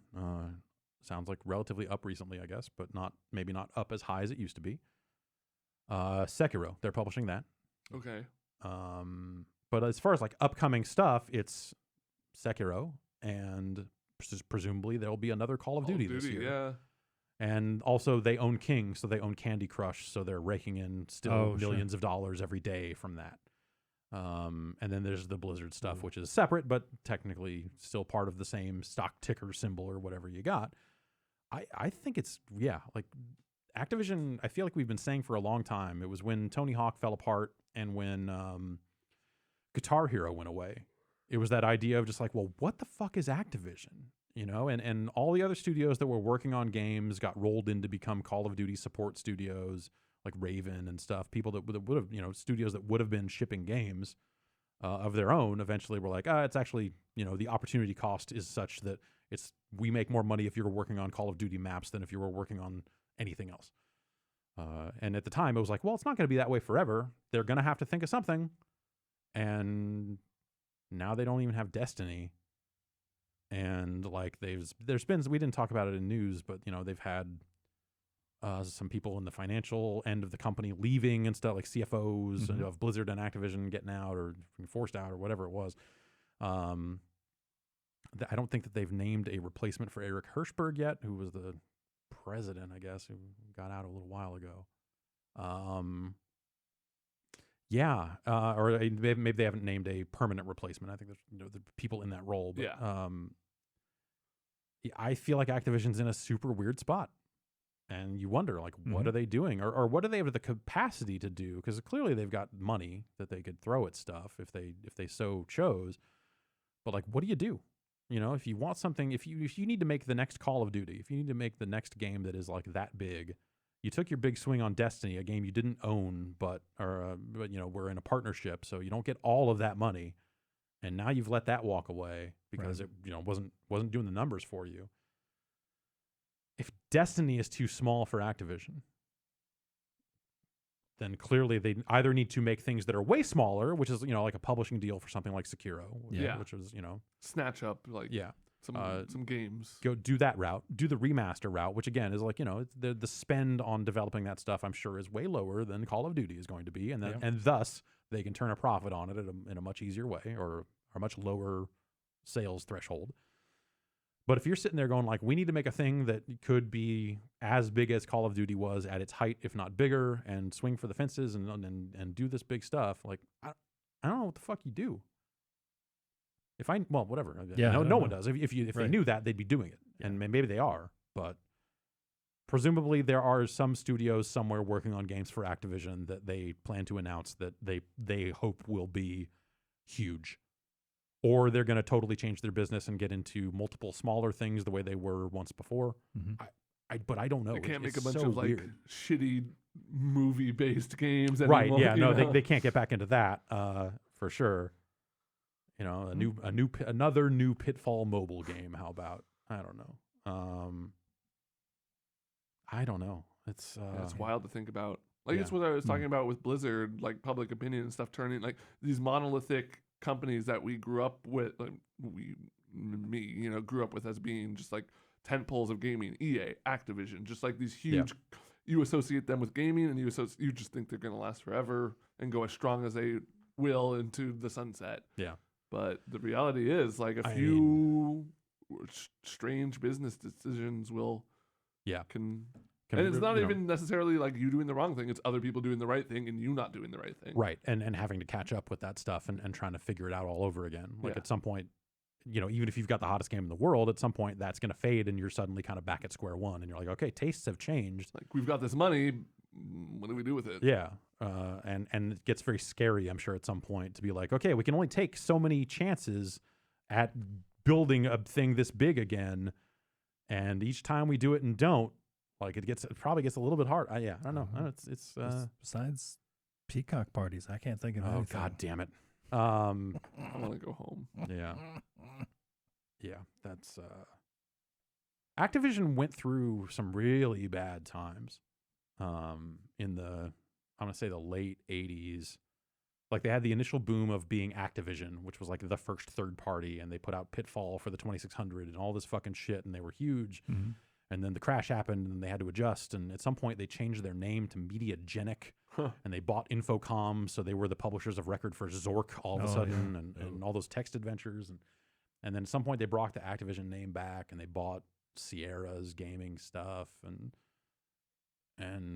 kind of turned it around slowly but surely until suddenly they had Blizzard in the fold, and they had Call of Duty and all this other shit, and Guitar Hero, like they had all these huge fucking franchises, and they just became the biggest. They passed EA at a point, and I think they might still be ahead of that. I don't actually know who's bigger, because EA's in a really weird spot too, where I feel similar. like EA is pretty vulnerable to like the licenses they hold for sports games. That's gonna do it for emails. Cool, man. Thanks everybody for writing in. Thanks, Jan. Thanks, Jan, for Thanks, writing Jan. in Y'all are over and welcome. over again Yeah. with that stuff. Good emails this week. Yeah. Yeah, no worries, guys. Bombcast, and thanks to Brad for selecting all those emails and news and stuff. Yeah. And we hope he feels better soon. Yeah. Seriously. It's that time of year where you get sick, get better, and get Yep. sick again, Yeah, for your sure. immune I- system just gets out of whack. Yeah. I've definitely been there. Yeah. sucks. So hopefully he's feeling better pretty soon. Pretty exciting week. They're going to announce all that Mortal Kombat 11 stuff. Yeah, you're gonna go down and see Ooh. that. Yeah, so we're going to... Jealous. Cody Oh, Rhodes is wanna going, go. apparently. I saw that. Hell yeah. I saw him open his in. Did you get one of those invites No, too? I did not get an I didn't envelope. think so. I got an email. Damn. Had a cool coin on it. Yeah. With a K. Yeah, coin with a K, Probably. definitely. Yeah, so I'm curious to see how that ends up looking. Excited about it. So Say hi to Cody. Yeah, we'll have some things to say about that, presumably on the show next week, and so on. Mm-hmm. And until next week, we'll be back. Stay tuned for the after show coming up after this, if you're watching live. Otherwise, go find the after show on the internet. Giant Bombcast Aftermath. Giant Bombcast Aftermath is the name of the show. Should probably start calling it that, or just change it to after show, because that's all we ever call it. Yep. Bad branding. You're here. See you next week.